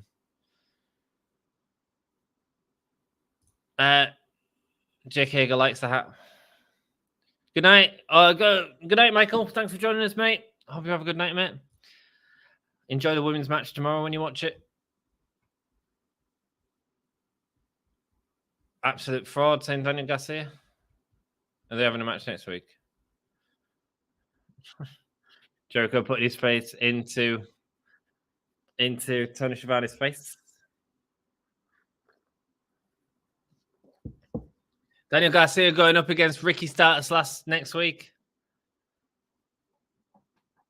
The Elite are going up against Top Flight and AR Fox again. That was a banging match on Dynamite the other week. Jade Cargill versus Vert Vixen. Swerve Strickland and Dustin Rhodes going up as well. Oh, nice card on Rampage. Better than Dynamite's card. They're trying to get them numbers up because they had like really bad numbers last week, didn't they? Samoa Joe and Wardlow has been booked. That is happening at Revolution. Yeah, the Guns are going up against the Acclaimed and two others. No, I would say there's continuity here. Yeah, I think there has been continuity for sure. Not with everything. And I think some of it hasn't been as exciting as it could have been. They've just announced it's a Texas death match. Why not have that? Moxley and Dark Order's Evil Uno. I'm down for that next week, guys. Right, Battle Royale. Jay and Jarrett, best friends, Tony Nese, and the Lucha Bros are in there. I think the Lucha Bros are going through, guys. Here we go. Main event time. Toni Storm, Ruby Soho, and Dr. Britt Baker, DMD, doing the ladies as the main event. So we're going to get a big angle here. I hope, man. Don't disappoint like last week. Right, who wins, guys? And there's four ladies in this match. We've got Ruby Soho, Toni Storm, and Britt Baker. All talents, man. All talents. I want you to vote in chat now. Who is going to win? Who do you think's got this match? It's just a pinfall thing that makes no sense when Hangman is the guy saying it, but he won. Right. Now Hangman won with the cradle. Right. Cool, man. Cool. Yeah, it's weird. It's weird. It's weird. Oh, right. Okay. So he's complaining about the way that he won. Well, why fucking do it? Moxley won with the cradle, so I think it makes sense. I thought he did. There's no way to get that information out quickly, is it? Evil Uno is actually an underrated promo. The man can cut promos, mate. I'm looking forward to that match. That's how you do it, man. You've got your main event set up, but you have these offshoots that come off it. Was it Moxley that won? I think it was. He got the lucky win, and we was all like, why? Can I get the last vote? It is up there. Bloody hell, my memory. No, Dan, there's a problem there, and it's not your problem. It's a problem with the storytelling in general. Yeah, Moxley beat Hangman with the roll-up a couple of weeks ago. I thought it was. Yeah, that's why he was complaining. I assume it's going to lead to the announcement of the pay-per-view match. What, this match? Well, let's hope so, man. Let's hope so. Uno is great. Yeah, man, he is. He's just not been used much, and he's sort of been stuck with this Dark Order thing, which has had its sort of ups and downs. And here we go. But we're getting Evil Uno and Moxley in. I'm looking forward to that. I'm looking forward to that. After that little interchange between them two, that's how you do it, man. Tony Khan does half of the pay-per-view does know half of the pay-per-view will be taken up by a 1 hour match. Well, will it? I mean, I wonder if I think there could be something interesting with MJF really being a proper heel and just getting multiple pins on Danielson to the point where they just throw out the match. I think that'd be interesting to do. If he uses the Dynamite ring 20 minutes into the match, 30 minutes into the match, and puts it to bed, I think that'd be an interesting way to do it. I'd quite like that. Guys, so here's my problem with the booking, right? I got my paper. Revolution. Yeah, got Revolution there. Got a 4-way tag match. We've got Guns, Acclaimed, and we've got 2 other teams. Yeah, let's say them 2 of the teams are going to be Lucha, because I think it will be Lucha Bros, and I think it's going to be Darby and Sting. Yeah, I think that's what we're getting, because I like to get Darby and Sting on the card. Yeah, so there's teams, right? The Guns, we don't want the titles on Acclaimed anymore, so let's take it off the Acclaimed. I can't see the Guns keeping it at the pay-per-view, personally. I just can't see it. I think they'll have massive heat if they do. Going with the Lucha Bros, you're putting in a classic established tag team there. Darby and Sting are sort of fan favorites as well as the Acclaimed, obviously. So if you're doing Lucha Bros, right, have at the end of that thing, if Pac needs time to injure his injury, like get him off TV. But at the end of that, have something where he gets pissed off with the whole hammer situation and pushes away the Lucha Bros. So they say, right, we're going on our own for a bit, and then you can bring it back at some point if you want to carry on doing it. That's fine. But at the time, I think that's. I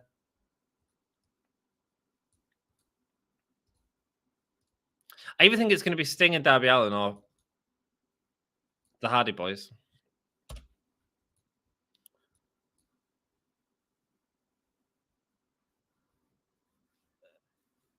There we go, calling out for Hook to get fired because he broke his arm last week. Oh, mate, he looks banging. Tony Khan does not have the pitch will be taken up. Yeah, man.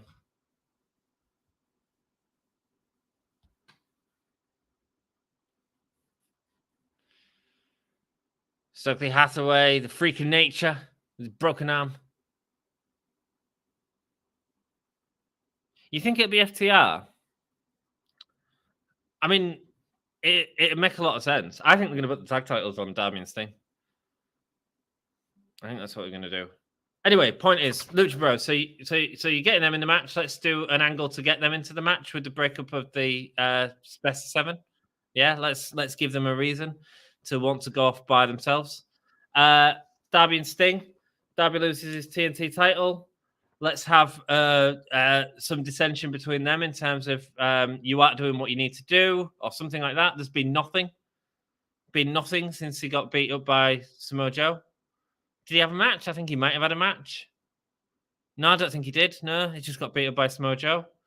So there's a story there where you can build something into it, and then you've got a match. You've got a match that people want to see, instead of just like randomly throwing in a 4-way in the pay-per-view.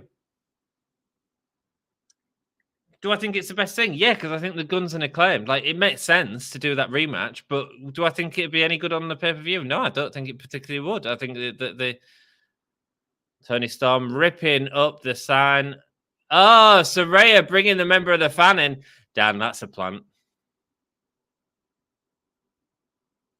Oh, man, they've got the spray paint on the fan. Ruby Soho, not happy with the way they're treating her.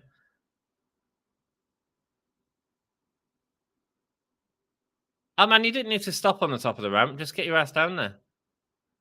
Saraya and Toni, so I'm a bully and a fan.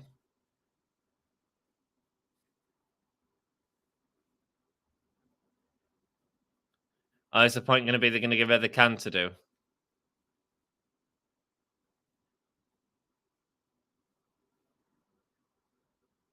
Ruby Soho checking on the fan, and then nothing else comes of it. Okay. Here comes the original. It's Britt Baker, DMG.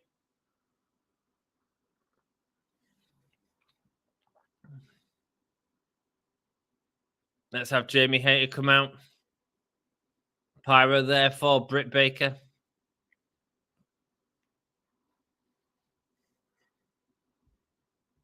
Ruby is wearing green, the same color Toni and Saraya are wearing. Says Jeff. Yeah, man, is she going to team up with him? Here comes Jamie Hayter getting a big cheer from the crowd.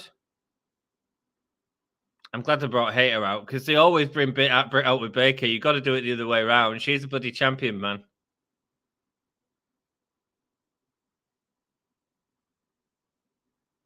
Big main event, this guy's looking forward to this. Oh, no, there's only 11 minutes left, though. Man, come on. These guys can go. These guys can go.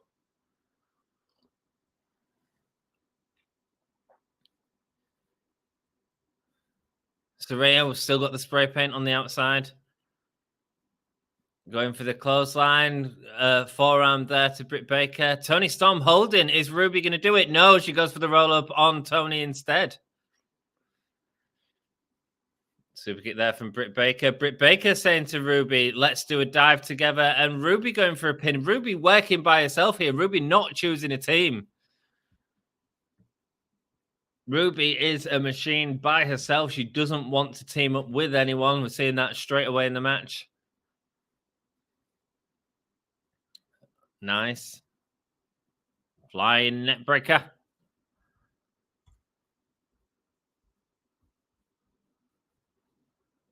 Britt Baker didn't get much of a reaction when she come out. The crowd haven't been the best tonight, though. Official Misfit Gamer. They didn't give anyone a reaction. There should be a minimum of one women's match per hour of content. Yeah, man, there should have been another women's match early on. 100% agree. 100% agree. Shoulder tackle there from Ruby Soho onto Toni Storm. This is all about Ruby Soho, isn't it? Jamie got a chant when she come out. Yeah, man, but it wasn't like a massive pop. It wasn't like she normally gets. There was an audible pop, though.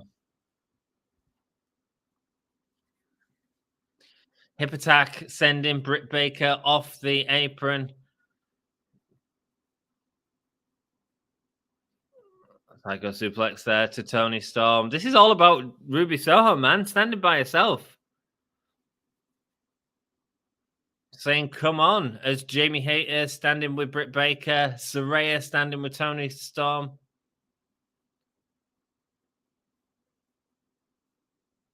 Rolling elbow there from Britt Baker.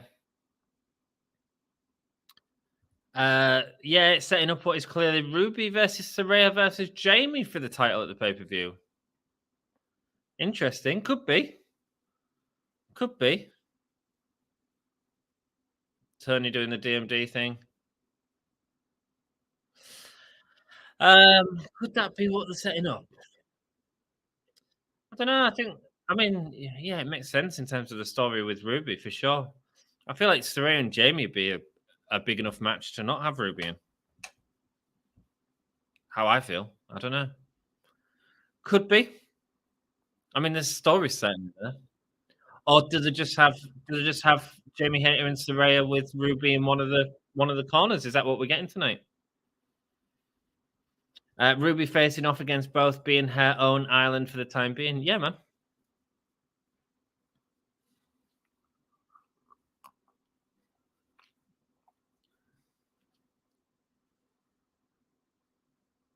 Chop there from Toni Storm to Britt Baker. It's going to be a four-way with Thunder Rosa added. Interesting. Thunder Rosa just announced that she's coming back on Spanish commentary. Her injury is taking a bit longer than expected. I think if Thunder Rosa was coming back to be added to this, you'd have to see her come out tonight. Maybe she helps. Maybe they gang up on Ruby Soho and she comes out and helps. That's interesting. Maybe. going up on top of Britt Baker and driving her face into the turnbuckle. Toni pulling off Ruby Soho, though. Boots to the back of Ruby Soho. I only think the women are main eventing because I think Thunder Rosa is returning tonight. Interesting, man. Interesting. What's the vote say? 71% of you think Ruby Soho is going to win. Interesting, man. No one thinks Tony's going to win. The others all think Baker's going to win.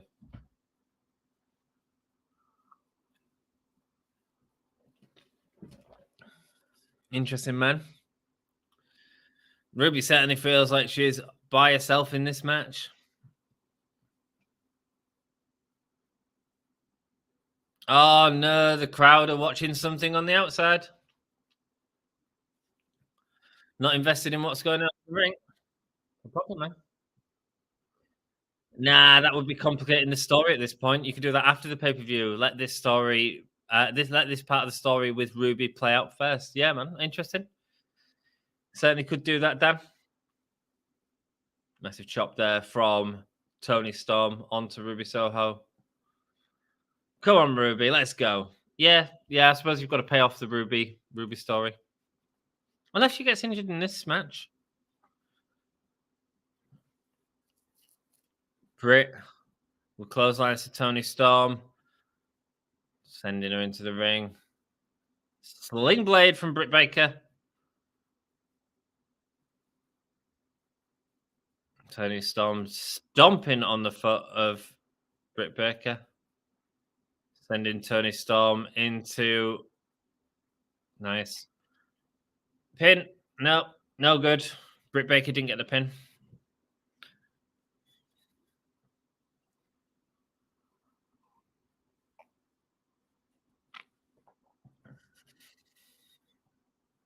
Oh, so Rhea holding on to Britt Baker. And a beautiful German suplex. I think Toni Storm's so good at doing German suplex, man.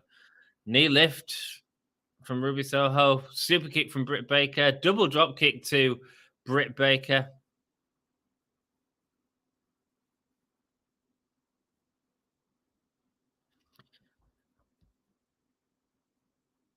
Oh, back heel trip there from Ruby onto Toni Storm. Okay. And a kick out. And a Toni Storm breaking up the pin there from Britt Baker. Not really, because AEW already dropped Britt turning on Jamie after months of teasing it. I'm sure it'll happen at some point. I love the fact that they've not gone to it straight away. I love the fact. Because that could have been Jamie's first title defense, but I think it would have been very obvious. I'm glad they've done something different and kind of brought in... I mean, if you think about it, we've got quite a lot of women in this story.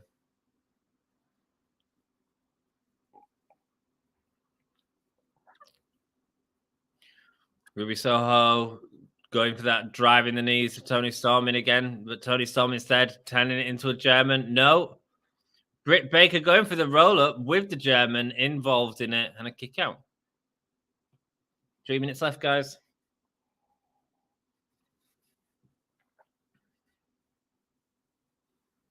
Britt lifting up. Toni Storm rolling elbow.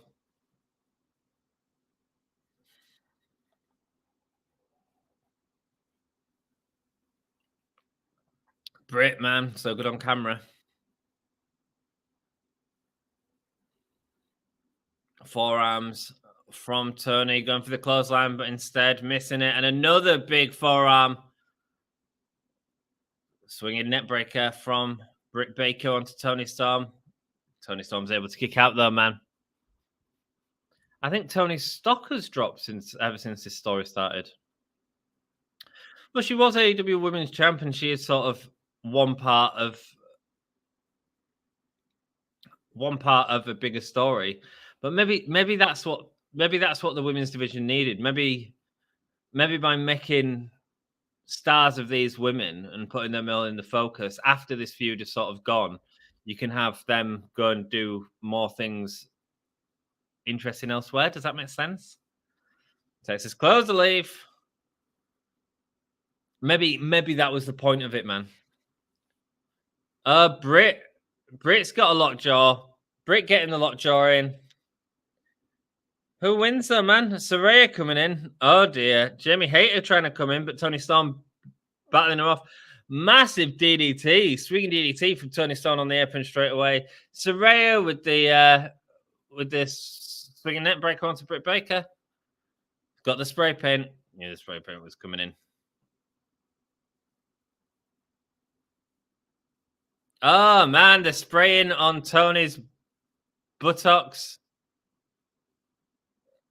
Now she's going to do the hip attack with the spray paint on the back. Nice.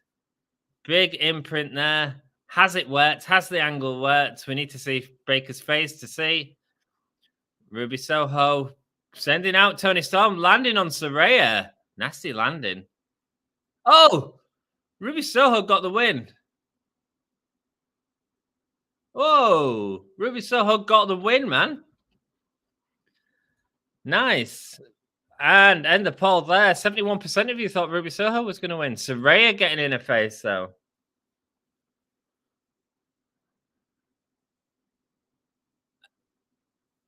Enough as Jamie Hayter and Saraya in the ring with Ruby Soho.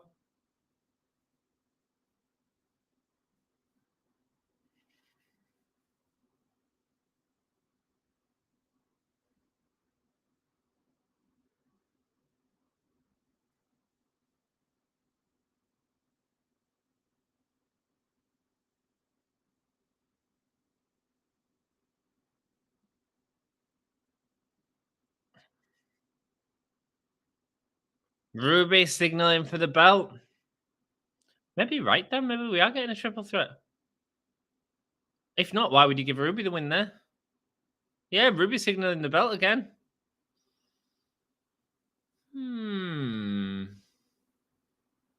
Interesting. Interesting. So it looks like we're getting a three-way at the pay-per-view.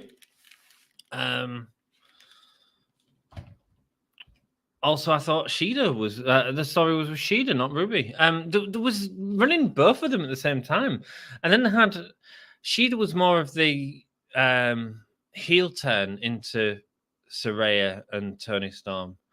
That kind of seemed to be her point, but you're right; they've just sort of dropped her. But again, you're talking about the top of the women's division right now, with all these women involved.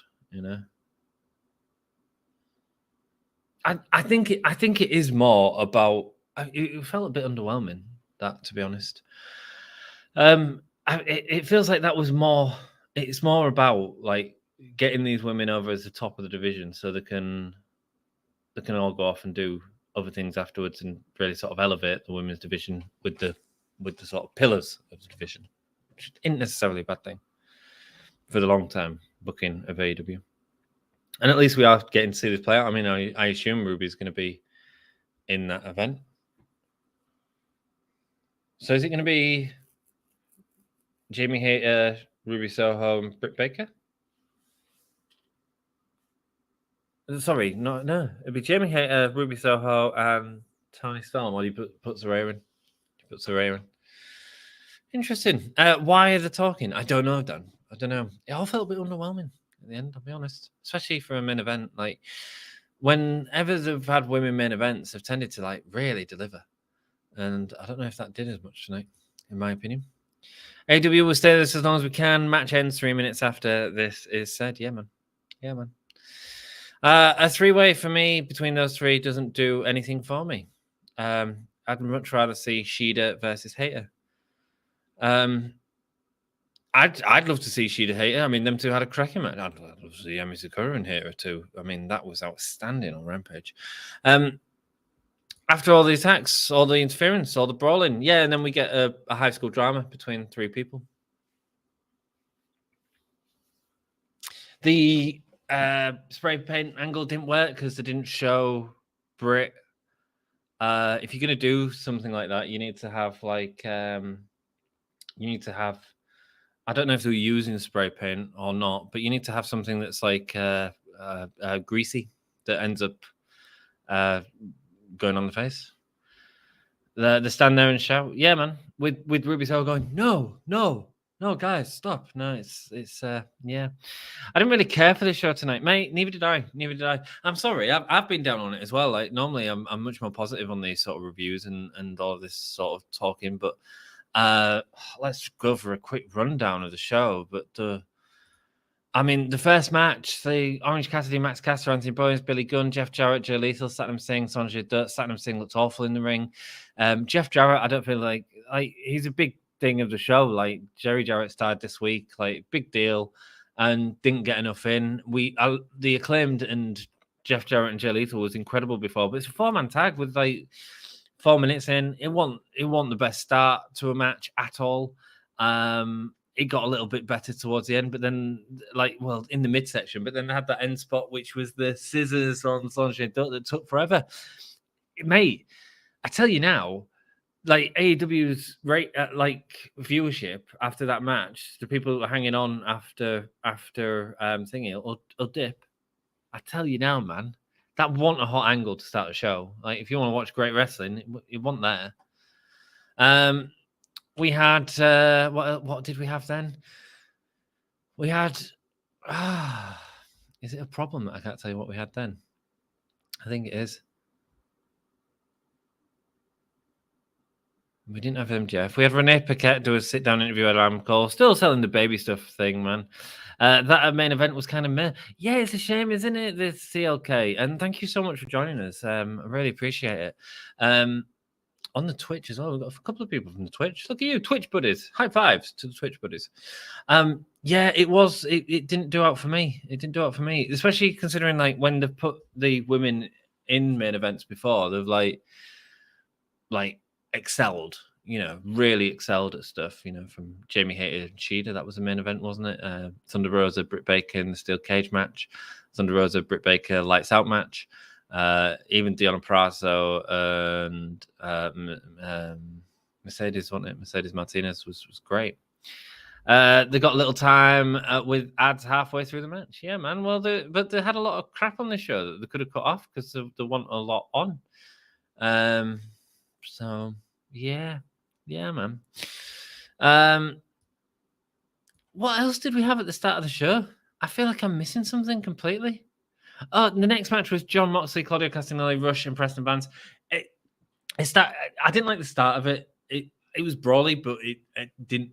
I mean, I don't know what we get coming out of this. Like, what was the point from the start? I think the second half of the match got a lot better, especially once they brought the chain in. But again, if you're going to do blading every week, like John Moxley seems to do, and Preston Vance did a really good job in this match, by the way. I thought he did some really good stuff. Rouge is just excellent anyway.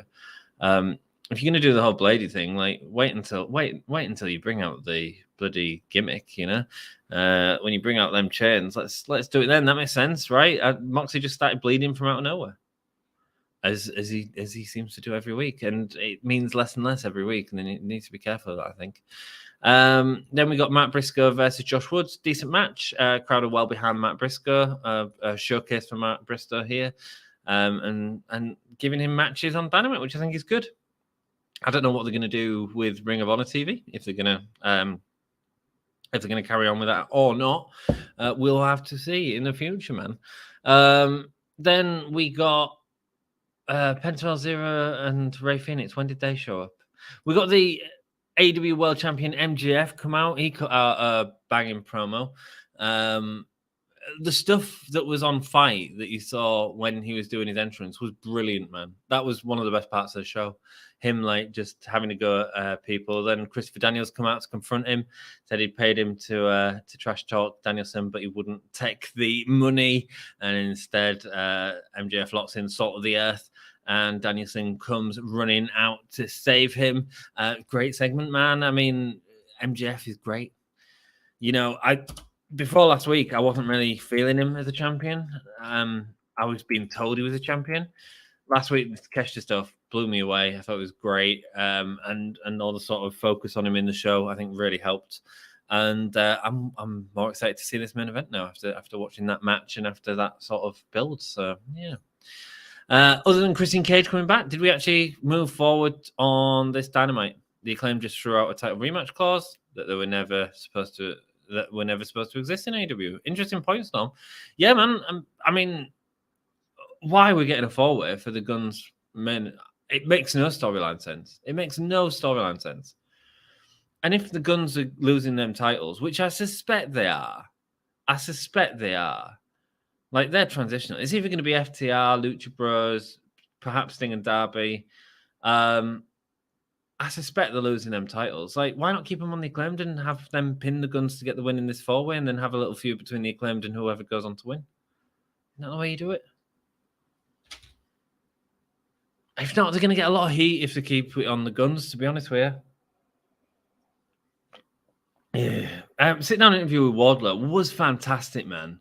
Wardlow talking about losing his father to cancer, talking about after he lost his father to cancer, like seeing that he'd lost his hair and couldn't grow a beard anymore due to the cancer. That's when he decided to grow his hair and grow a beard, and Samoa Joe took that away from him.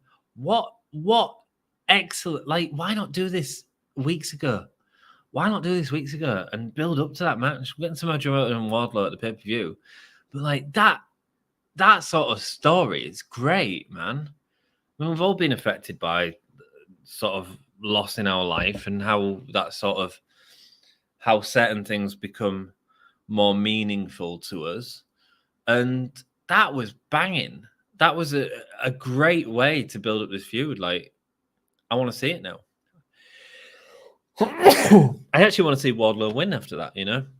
I'm really behind Wardlow for that. You tell me a true story. And the end of the promo, though, got a little bit wrestly, a little bit... he changed his voice and the music changed as well. I don't think they needed to do that. I think the realness was what made the promo at the start really, really great. Hangman Page attacked Kip Sabian backstage. Kip Sabian attacked Hangman Page backstage with the Butcher and the Blade. Dark Order came to save him. That'll play into it later on. Interesting. No thanks from Hangman Page for the Dark Order for saving him.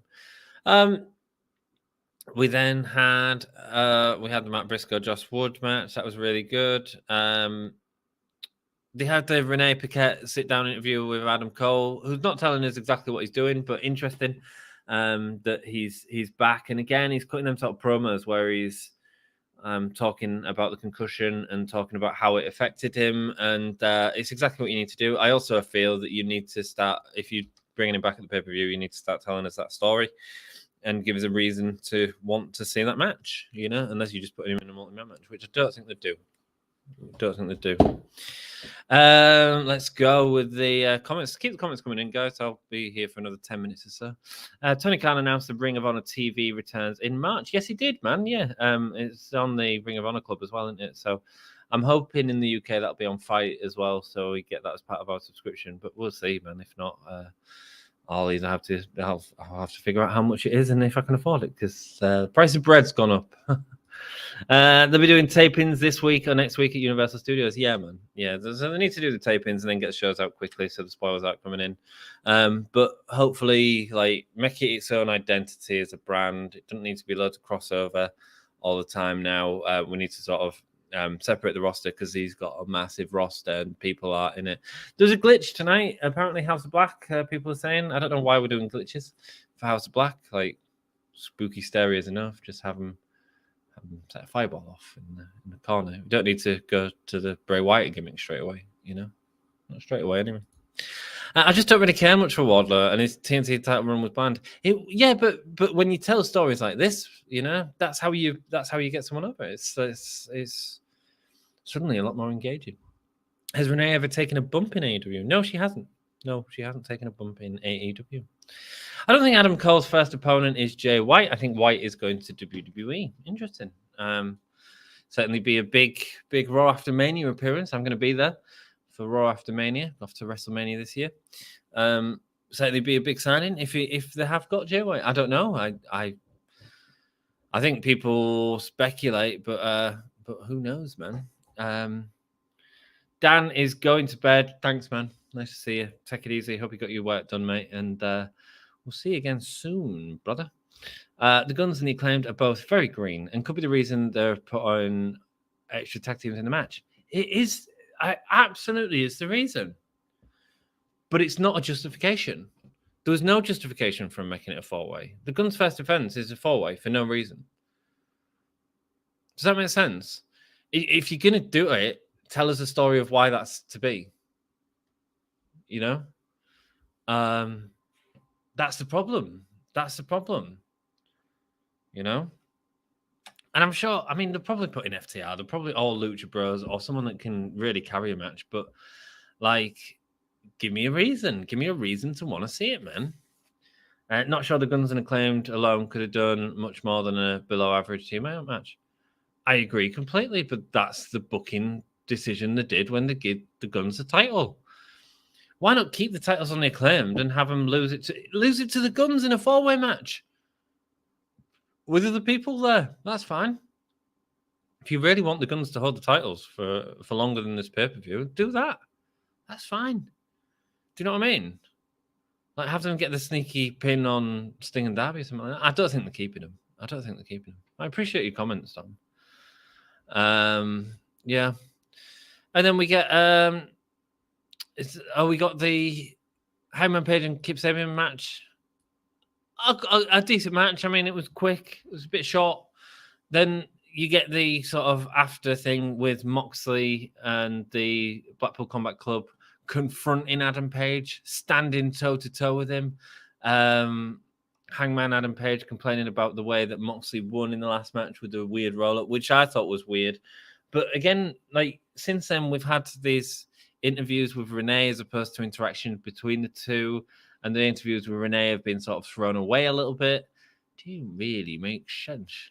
And then we go to this, and mate, I enjoyed the Dark Order coming out. I know that, like Jeff was saying earlier, like, you don't need the Dark Order in this feud, and I get it, but actually, like, it's given me a match that I really want to see next week, which was Evil Uno and John Moxley, because I thought Evil Uno did a wonderful job of building that up with tiny amount of time, just by getting in his face, making it believable, making it look like he wants to fight with John Moxley. He's fed up with him. Adam Page, why he was saying, "Oh, get off him," he needed the bloody help earlier, so. And that maybe that's the problem with this. You're not really. Page is sort of back and forth on stuff a little bit too much.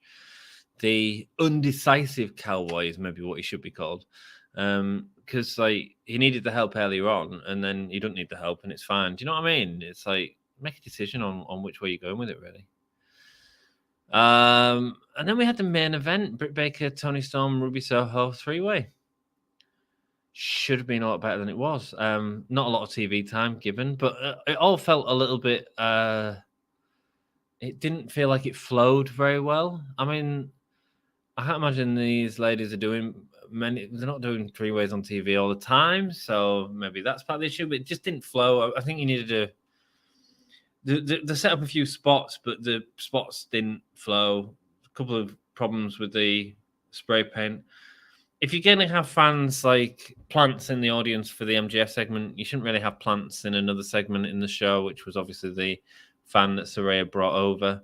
I get that this is Ruby gets the win, goes against Saraya and Jamie Hayter, I'm going to assume, at the pay-per-view. But at the same time, it didn't feel like they have any heat with each other, apart from the sort of pulling of Ruby Soho.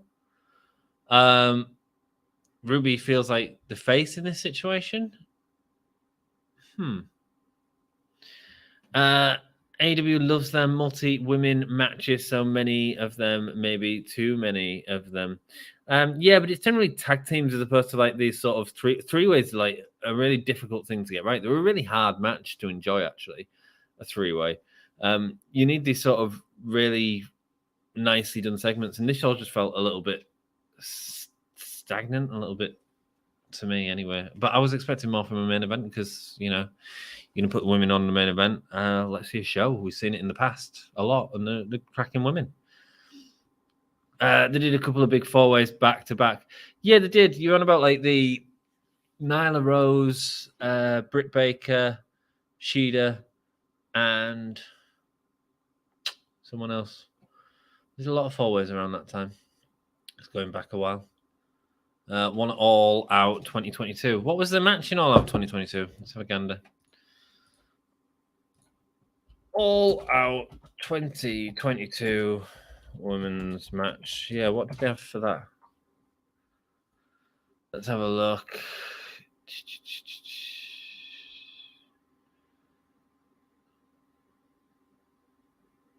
Toni Storm defeated Dr. Britt Baker with rival Jamie Hayter and Hikaru Shida by pinfall. Yeah, they did, didn't they? Yeah, you're right. That was for the interim championship because Thunderstorm had lost it. Yeah, okay. Yeah, you're right. You're right. And that wasn't that long ago. 4-way is very different to a 3-way as well, though. That match went 14-20 minutes at the pay-per-view. Jimmy Hayter's great, man. So what do you think? Jimmy Hayter, Saraya, and Ruby Soho. Is that a match that excites you for the pay-per-view? I'd be more excited just by Ruby Soho. Jamie Hayter and Saraya. I think that match is big. But I don't know. Hayter Baker, Toni Shida, thank you. I mean, they're incredible, aren't they? Incredible talents. Do you remember that match? It was pretty good, honestly. Mate, they're banging talents, so it will be. It will be. They're all incredible talents. It would help if someone cared about the women's division, but nobody does. Would rather just see Jamie Hayter and Shida again at this point. But that was a banging match, wasn't it? You know, that's why I love Jamie Hayter. I think she's great for the company. I think she puts on sensational matches. Storm, I don't know if you watched Emi Sakura versus Jamie Hayter on Rampage. It was banging. It was amazing. And Pro Wrestling Eve, they did it like a long time ago. It's on the YouTube channel to watch for free, and it was banging back then. Like, you can tell that they wanted to work with each other and really laid it in. That was cracking. And again, that was a main event, of Rampage, granted, but it was a cracking main event. Look at the other women's main event that people were sort of talking about, the Ruby Soho one with Anna Jay, Willow, Tay Miller, where they did that sort of ended up being a hardcore brawl. Emmy is great. If you like Emmy, man, check out Pro Wrestling Eve. Like, they've got some banging matches with Emi Sakura in, like, incredible matches. Her and Nikki Cross, Jazzy Gabbett, I think. Jazzy Gabbett fight Emi. I'm pretty sure I saw that banging match. Nikki Cross one's really good. Nikki Cross and Jazzy Gabbett's good. Yeah, man. Nikki Ash she's called now, isn't she? That's what she's called now. Oh no, she's gone back to Nikki Cross. I feel like she might have gone back to Nikki Cross. Guys, I'm going to link to it in chat for you all. I filmed a video with my mate the other day. It's on the YouTube, so I don't know if you Twitch homies want to check it out. But we do exclusive content on the YouTube. And it was me versus Dom, talking about the scariest wrestler in the world of all time. Who was the scariest wrestler of all time? And it was a cracking conversation, man. And I really want to sort of promote it and get it out there because it's stuff that random people watches. And this one hadn't got as many views as the one did from last week, which was a fun one. That was when we was talking about Roman Reigns and Cody Rhodes at WrestleMania. Basically, I pick one argument, he picks another argument. You guys vote. There's not many votes on it at the minute, so your vote really does count. So head on over to it. I'm going to put the link in the StreamYards at the minute, and there we go. If you could go and hang out and give it a thumbs up and give it a comment, it really helps us out. And choose whose side you're on, who picked the scariest wrestler, and let us know who your scariest wrestler is of all time. Let us know what's scary is to you, man. Emmy is great, but relegated to that. It's sad, man. I've been watching a lot of Stardom lately, and honestly, nothing compares to them. Stardom's great, man. Stardom's great. I love Pro Wrestling Eve, though. I'm big, like, that's just my punky promotion, man. And they are cracking. Women's wrestling wise, they are the peak, mate. They're very good. Very good. I prefer Pro Wrestling Eve, though. I don't know if it's because I'm a Brit and I like that punky aesthetic, and I love some of the stuff they were doing at the Resgal years ago. Pro Wrestling Eve freaking rocks, man. So much free stuff to watch on the YouTube as well. In my opinion, no, that's cool, man. Stardom's great. Are you looking forward to Mercedes Moné and Kairi Sane? When's that? That's this weekend, isn't it? Dom and Sam, I think, are covering that. I think Dan's covering Elimination Chamber. I might be at Elimination Chamber this weekend. So, subscribe to the channel. Like, we've got a lot of shows coming up, and do check out that YouTube content if you can, if you've got the app and all that. I assume you have. It really helps us out. I don't really care who you vote for. If you vote for me or vote for Dom, that's cool. Just get them views up. And before I go, I've got a massive thank you to say to some people. We've got Pro Wrestling Eve, we're just talking about there. They are a fan of the channel. Dex Baker and Mark LFC UK. All of them are YouTube members who support us. They're building bricks of our community to help pay for our stream yards, man, to make sure we can do these streams every week. And I'm here every week for Dynamite with you guys, and I love watching this with you guys. We've got the Hardcore Hulkamaniacs. No one's a Hardcore Hulkamaniac, but if you want to be the first, you absolutely can. And then, of course, we've got our champion tier Hulkamaniacs. We've got Sassy as a champion tier, absolutely helping fund our this little project, and just chilling out with you guys watching wrestling every week. What's better, right? What's better? Love it. I'm going to shoot because I'm at work in a few hours. I appreciate you all for joining me. Thank you so much tonight. I'm sorry I've been a bit negative, but I don't think the show's been great in terms of the best performer. I was really impressed with Preston Vance. I thought he was cracking in that match. Overall rating, 4. I mean, 4 out of 10. It didn't move the stories as much as I wanted it to. Like, if you give me a card like that, let's have lots of good story points. It felt like a WWE show, to be honest with you, in my opinion. Sad. And we all know, like, the week before the pay-per-view, like, they tend to not have a great show as well. Is it the week after? I think it's the week before. They tend not to have a great show, so we'll see. Last week's trios match lost north of 25% of the viewership. But that trio match was banging, and they're doing it again on Friday. Not sure if people are tired of the elite or just don't care about trios matches. 25% of the viewership. That's a hell of a lot, isn't it, Storm? And that was like one of the best matches on last week. Rouge and Danielson was great as well. And Takeshita and MJF. I think we're coming off a week that was incredible for Dynamite. Like a really banging episode last week where MJF started to feel like a champion. We're coming to this week and it's been a bit disappointing, really. So, yeah, man. Go vote on that video that I've put in the chat, man. Whether you vote for Ann or Dom, it's all good. We appreciate it. And, yeah, I think that's it. Until next time, have a nice week. And I'll be back for Dynamite for sure next week. I might be joining you for Elimination Chamber now. So last can't get down. We'll see what happens. Love you all. Thank you so much. I'll see you next week. Take it easy. Dynamite. I'm trying to think of a new outro. I hate the whole year outro. Anyway, this is Mick Foley. This is the hardcore legend, Mick Foley. Well, hello and welcome to Give Me a Oh Yeah. I hope everyone there, right there in Yorkshire, is having a nice day. Bang, bang. Have a nice day. Yeah.